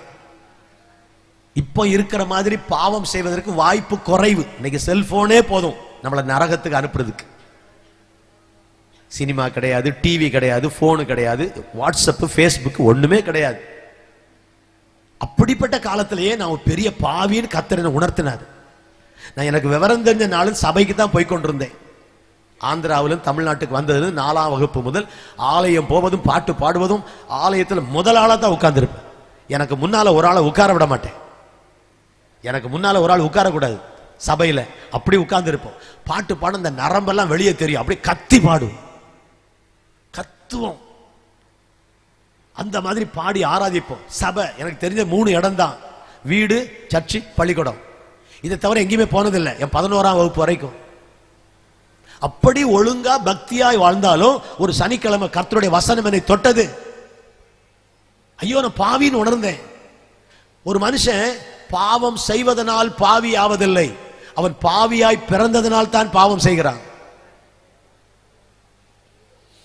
மாங்காய் காய்க்கிறதுனால அது மாமரம், மாங்காய் காய்க்கலன்னா புளிய மரமா? மாங்காய் காய்க்கிறதுக்கு முன்னாலேயே அந்த மரத்தை என்ன சொல்றோம்? மாங்கண்ணுன்னு சொல்றோமா இல்லையா? மாங்காய் காய்ச்சதுனாலே சொல்றோம் மாங்கண்ணுன்னு எதை சொல்றோம்? காய்க்கிறதுக்கு முன்னாலேயே. அப்ப மாங்கண்ணு மாமரமா இருக்கிறதுனாலதான் மாங்காய் காய்க்குது. மாங்காய் காய்க்காட்டாலும் அது என்னதான்? சொல்லுங்க கொஞ்சம். என்ன எப்ப பார்த்தாலும் இந்த கிறிஸ்தவங்க யாரை பார்த்தாலும் பாவி பாவி பாவி பாவி. நானா பாவி? நான் அப்பாவிங்க, நான் ரொம்ப அப்பாவிம்பாங்க. நான் என்ன பாவம் பண்ணேன்? அவங்க பண்ற மாதிரியா பண்ணிட்டேன், அவங்க மாதிரியா பண்ணிட்டேன். ஒரு மனுஷன் பாவியாவது பாவம் செய்வதனால் அல்ல, அவன் பாவியாய் பிறந்ததுனால தான் பாவம் செய்கிறான். தென்னை மரமா இருக்கிறதுனால தான் தேங்காய் காய்க்குது. தேங்காய் காய்க்கிறதுனால தென்னை மரம் இல்ல, தேங்காய் காய்க்காட்டாலும் தென்னை மரம் தான். பாவம் செய்யாட்டாலும் ஒரு மனுஷன் பாவிதான். சிந்தனையில பாவம், எண்ணத்துல பாவம், நினைவுல பாவம். என் தாய் என்னை பாவத்தில் கர்ப்பம் தரித்தாள், என் பிறப்பே பாவம். அதுதான் பாவ உணர்வு வந்துச்சு. அழுதேன் அழுதேன் அழுதேன். காலையில அது சனிக்கிழமை பகல்ல ஒரு 12-12:15 மணிலந்து அப்படியே அரை மணி நேரம் அழுதேன் அழுதேன், ஏங்கி ஏங்கி அழுதேன். 10 பேர் என்ன அடிக்கிற மாதிரி. வாலிய பிள்ளைகளே, என்னைக்காவது அழுதுருக்கீங்களா சபையில? இயேசு உங்களுக்கு ஒரு தரிசனம் கொடுத்தாருன்னா, கர்த்தர் உங்களை தொட்டாருன்னா இந்த மாதிரி வாழ்க்கை இருக்காது. ஒரு வித்தியாசம். உள்ள உடையும், இருதயம் உடையும். ஐயோ, ஏசாயா சொன்ன மாதிரி, ஐயோ நான் பாவி சொன்ன. ஏசப்பா என்ன மன்னிச்சிருங்க, என்ன மன்னிச்சிருங்க. நான் என்ன பாவம் தெரிஞ்சோ தெரியாமலோ செஞ்ச எல்லாம் மன்னிச்சிருங்க. என் மனசுக்குள்ள வாங்க, கம் இன்டு மை ஹார்ட், என் உள்ளத்துல வாங்கப்பா. எங்க அம்மா வரலங்க, இம்மட்டும் ஜுரத்துல படுத்திருக்காங்க. நான் பைபிளை தூக்கிட்டு சர்ச்சுக்கு போயிருக்கிறேன். 8ஆம் கிளாஸ் படிக்கும் போது, 13 வயசுல இயேசு அன்றைக்கு சவுலை சந்தித்தவர், பேதுருவை சந்தித்தவர், மரியாளை சந்தித்தவர், அவர்களுக்கு தரிசனம் கொடுத்தவர். எனக்கு ஒரு தரிசனம் கொடுத்து என் வாழ்க்கையை தொட்டு என்னை மாற்றினார். பழையவைகள் ஒளிந்தன, எல்லாம் பேச்சு மாறிடும். கெட்ட வார்த்தை வாயில வராது, பொய் வாயில வராது. இப்ப நான் கிறிஸ்துவுக்குள்ள புது மனுஷன், என்ன மாற்றினார். இப்படி சொல்ல முடியுமா? என்ன இயேசு மாற்றினார். பிறந்த நாள் சொல்ல தெரியுது. 48ஆம் வருஷம் பிறந்தேன், 57ல பிறந்தேன், 65ல பிறந்தேன், ஜனவரியில பிறந்தேன், மார்ச்ல பிறந்தேன் சொல்ல தெரியுது. நான் ரட்சிக்கப்பட்டேன். என் பாவத்தை இயேசு மன்னித்து இருக்கிறார். என் வாழ்க்கையில மாற்றம் வந்து விட்டது. அவர் எனக்குள்ள வந்து விட்டார். அதுதான் ஆவிக்குரிய பிறந்த நாள். மாம்சத்துல பிறந்த நாள் எல்லாருக்கும் தெரியும். Spiritual birthday. என்னைக்கு நீங்க ரட்சிக்கப்பட்டீங்க, அந்த ரட்சிப்பு நிச்சயம் இருக்கிறதா? இயேசு உங்களை சந்தித்திருந்தா நீங்க நிச்சயமா சொல்ல முடியும், என்னையும் ஒருவர் தொட்டார், என்னை மாற்றினார். இயேசு சும்மா வயிற்று வலி தலைவலியை மட்டும் மாற்றுறவர் இல்லைங்க, உன் வாழ்க்கையை மாற்றுகிறவர், உன்னை புது சிருஷ்டியாக்குகிறவர். உன்னை அவரை போல மாற்றுகிறவர், நாம் விட முடியாததை நம்மளை விட்டு எடுத்து போடுறவர், பரிசுத்தத்தின் மேல பரிசுத்தத்துக்கு நம்மை நடத்துகிறவர். என் வாழ்க்கையை இயேசு மாற்றினார். அதுதான் அவருடைய முதல் வருகையில நடந்தது. அவர் முதலாவது அவர் வந்தார், பெத்லகேமில் பிறந்தார், நாசரேத்தில் வளர்ந்தார், யோர்தான்ல ஞானஸ்நானம் பெற்றார். இதெல்லாம் அவர் செய்தாரு, அற்புதம் செய்தார். சிலுவையில மரித்தாரு, உயிரோடு எழுந்தாரு. 40 நாள் பூமியிலிருந்து தரிசனமானார், திரும்ப திரும்ப தரிசனமானார். இரண்டாவது தரிசனமாக போகிறார். முதல் முறை எதற்கு தரிசனமானார்? மாற்ற, வாழ்க்கையை மாற்ற, மறுரூபமாக்க. இன்றைக்கு அந்த மாற்றம் உங்க வாழ்க்கையில உண்டா? வாழ்க்கையின் எல்லா பிரச்சனைகளுக்கு காரணம் வேலை இல்ல, இருந்தாலும் நிம்மதி இல்ல. வீடு இருக்கு, நிம்மதி இல்ல. கார் இருக்கு, ஒரு வீட்டை மட்டும் கட்டிட்டா நிம்மதியா இருக்கலாம். வீட்டை கட்டின எத்தனை பேர் நிம்மதியா இருக்காங்க? 2 வீலர்ல ரொம்ப கஷ்டப்படுறேன், ஒரு கார் மட்டும் வாங்கிட்டா சந்தோஷமா இருக்கலாம். கார் வாங்கிட்டு எத்தனை பேர் சந்தோஷமா இருக்காங்க? கல்யாணம் பண்ணிட்டா சந்தோஷமா இருக்கலாம். கல்யாணம் பண்ணிட்டா சந்தோஷமா? ஒரு பிள்ளை பிறந்துட்டா சந்தோஷம். நம்ம நினைக்கிறோம் ஒரு பிள்ளையும் பிறந்துச்சு, 2 பிள்ளையும் பிறந்துச்சு, சந்தோஷம் இருக்கா? வாழ்க்கையில சந்தோஷம் என்பது இவைகளால் அல்ல. சந்தோஷத்துக்கு மூல காரணம் அத்திமரம் துளிர் விடாமல் போனாலும், திராட்சை செடி பலன் கொடாமல் போனாலும், நான் கர்த்தருக்குள் மகிழ்ச்சியா இருப்பேன் சொன்னாரே, அந்த கர்த்தர் உங்க வாழ்க்கையில வரும்போது அவர்தான் சந்தோஷத்தின் ரகசியம். அவரோட உங்களுக்கு ஒரு தொடர்பு உண்டா? Do you have an encounter with God tonight? இன்று இரவு இந்த சத்தத்தை கேட்கிற அன்பு நண்பா, வாலிபனே, உன்னை போல 13 வயசுல இயேசு என்னை தொட்டார். எப்படி ஒரு ஆள் நம்ம மேல கைய வச்சா யாரோ தொடறாங்களும் திரும்பி பார்க்கிறமே, அதை போல இயேசு என் வாழ்க்கையை தொட்டார், என்னை மாற்றினார். இந்த சத்தத்தை கேட்கிற ஆன்லைன்ல பார்க்கிற அன்பு தேவ பிள்ளைகளே, பரம்பரை பரம்பரையாய் சபைக்கு போயிட்டு இருக்கலாம், பைபிள் படிக்கலாம், காலையில ஜெபம், ராத்திரி ஜெபம், குடும்ப ஜெபம் எல்லாம் பண்ணலாம். ஆன்லைன்ல யூடியூப்ல இந்த பிரசங்கம் அந்த பிரசங்கம் எல்லாம் நீங்க கேட்டுக்கிட்டே இருக்கலாம். But do you have a real encounter with God? கர்த்தர் என்னை தொட்டார். பவுல் சொல்றார் பாருங்க, அகால பிறவி போன்ற எனக்கும் தரிசனமானார். 1 கொரிந்தியர் 15:8 எல்லாருக்கும் பின்பு அகால பிறவி போன்ற எனக்கும் தரிசனமானார், என்னை தொட்டார், என்னை மாற்றினார். இந்த மாற்றம் நமக்கு உண்டா? பாரம்பரியமாக தலைமுறை தலைமுறையாக முதல் தலைமுறை கிறிஸ்தவன், 2வது தலைமுறை கிறிஸ்தவம், 3வது தலைமுறை தலைமுறை தலைமுறையாய் கிறிஸ்தவனாய் இருந்தும் கிறிஸ்து இல்லாதவர்கள் ஏராளம். மகிமையின் நம்பிக்கையாக கிறிஸ்து உங்களுக்குள் இருக்கிறார் என்பது அந்த ரகசியம். கிறிஸ்து உங்களுக்குள் இருக்கிறார், எனக்குள் இருக்கிறார். சொல்ல முடியுமா? கோயிலுக்கு போறோம், கடவுள் அங்க இருக்கிறார்னு போகல, கடவுளை ஆராதிக்க போறோம். கடவுள் இங்க இருக்காரு, இங்க வந்துட்டாருங்க. நீங்களே தேவனுடைய ஆலயம். தேவனுடைய ஆலயம் பரிசுத்தமாய் இருக்கிறது, நீங்க தான் அந்த ஆலயம். ஒரு கோயிலை பார்த்தோன்னு புனிதமாய் பார்க்கிறோமே, கர்த்தர் சொல்றார், கட்டிடம் அல்ல, நீதான் என்னுடைய ஆலயம். இன்னைக்கு அவர் நமக்குள் வந்திருக்கிறாரா? அவருடைய தரிசனம் நமக்கு உண்டா? இந்த நாள், இந்த இடத்துல, இந்த நேரத்துல இயேசு என்னை தொட்டார், என்னை சந்தித்தார் சொல்ல முடியுமா? 13வது வயதுல அக்டோபர் மாதம் 8ஆம் தேதி சனிக்கிழமை பகல் 12 மணிக்கு இயேசு என்னை தொட்டார். என் வாழ்க்கையை மாற்றினார். என் வாழ்க்கையை ஆண்டவர் கையில் ஒப்பு கொடுத்தேன்.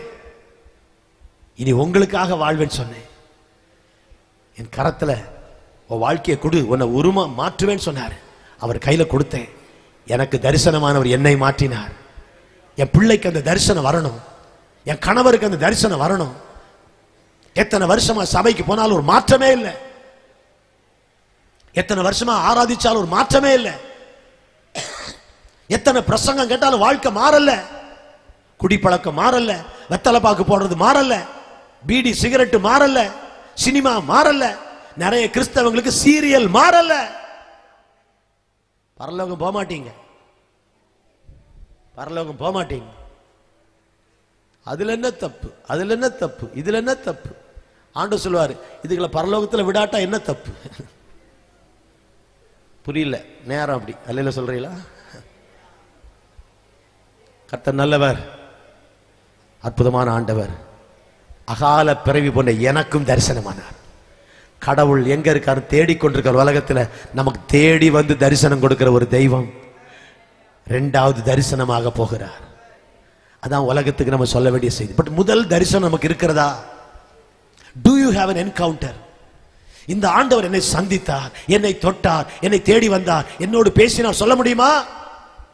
கடவுள் என்று ஒருவர் இருந்தால் இன்று இரவு என்னுடைய அறைக்குள் வர வேண்டும். அப்படி வராவிட்டால் நாளை அதிகாலையில் என் வீட்டுக்கு பக்கத்தில் போகிற இந்த தண்டவாளத்தில் காலை 5 மணிக்கு வருகிற ரயில்ல என் தலையை வைத்து செத்து போவேன் என்று தீர்மானத்தோடு இருந்தவர் தான் சாது சுந்தர் சிங்.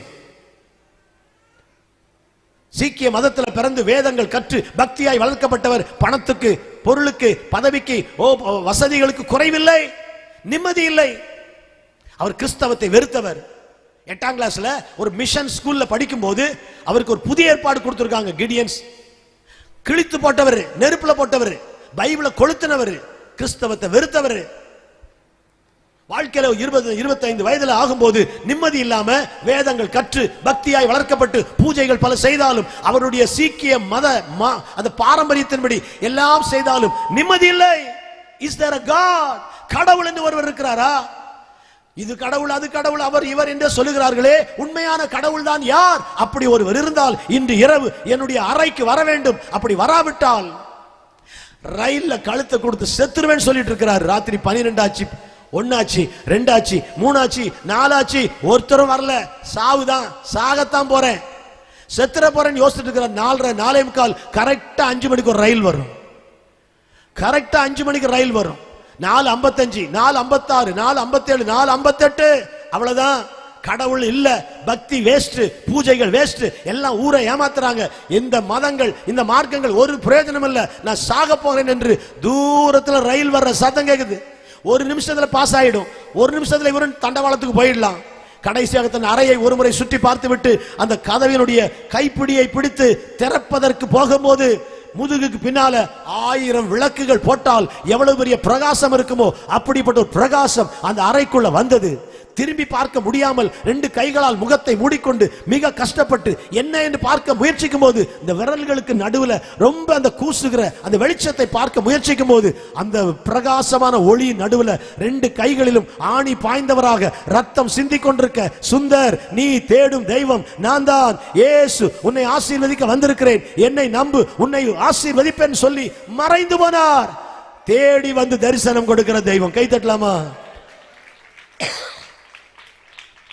இன்று ராத்திரி உங்களை தேடி வருகிற தெய்வத்தை பத்தி நான் பேசிட்டு இருக்கிறேன். நீங்க தேடுகிற தெய்வம் அல்ல, நீங்கள் தேடி போகிற தெய்வம் அல்ல. உங்கள் வீட்டுக்கு தேடி வந்து உங்களுக்கு ஒரு அற்புதம் செய்து உங்களை உயர்த்தி உங்கள் சூழ்நிலையை மாற்றி உங்களை மறுரூபமாக்குகிற ஒரு அற்புதமான தெய்வம் தான் இயேசு. இன்று ராத்திரி அவர் வந்து தங்க விரும்புகிற இடம் கல்லினால் கட்டப்பட்ட கட்டிடம் அல்ல, நம் இதயம். வாங்கப்பா, என் உள்ளத்துல வாங்கப்பா, உங்க தரிசனம் எனக்கு வேணும்பா. மாறலப்பா. சர்ச்சுக்கு அன்னைக்கு ஒரு அம்மா வந்தாங்க, எழுதி கொடுத்தாங்க ஜப குறிப்பு. ஐயா, முன்னால எங்க வீட்டுக்காரர் மட்டும் தான் குடிப்பாரு, இப்ப என் பையனும் குடிக்கிறான் ஐயா, எங்க வீட்டுல 2 குடிகாரங்க, ஜபம் பண்ணுங்க ஐயா. இன்னைக்கு எத்தனை வீடுகள்ல இன்னைக்கு குடி பழக்கம், எத்தனை வீடுகள்ல சாராயம், எத்தனை வீடுகள்ல பிள்ளைங்க தாய் தகவல் கீழ்ப்படியல்ல, கஞ்சா, போதை. இன்னைக்கு குடும்பங்கள்ல நிம்மதி இல்லை, பெற்றோருக்கு நிம்மதி இல்லை, பயங்கரமான நிலையில பிள்ளைங்க இருக்காங்க. ஆனால் எந்த ஒரு சூழ்நிலையும் எந்த ஒரு மனுஷனையும் பிரகாசிப்பிக்கிற மெய்யான ஒளி இந்த ஒளி. இன்று ராத்திரி உங்களுக்கு ஒரு அற்புதம் செய்ய அவர் காத்திருக்கிறார். அவரை நீங்க தேடி போக வேண்டாம், அவர் உங்களை தேடி வருகிறவர்.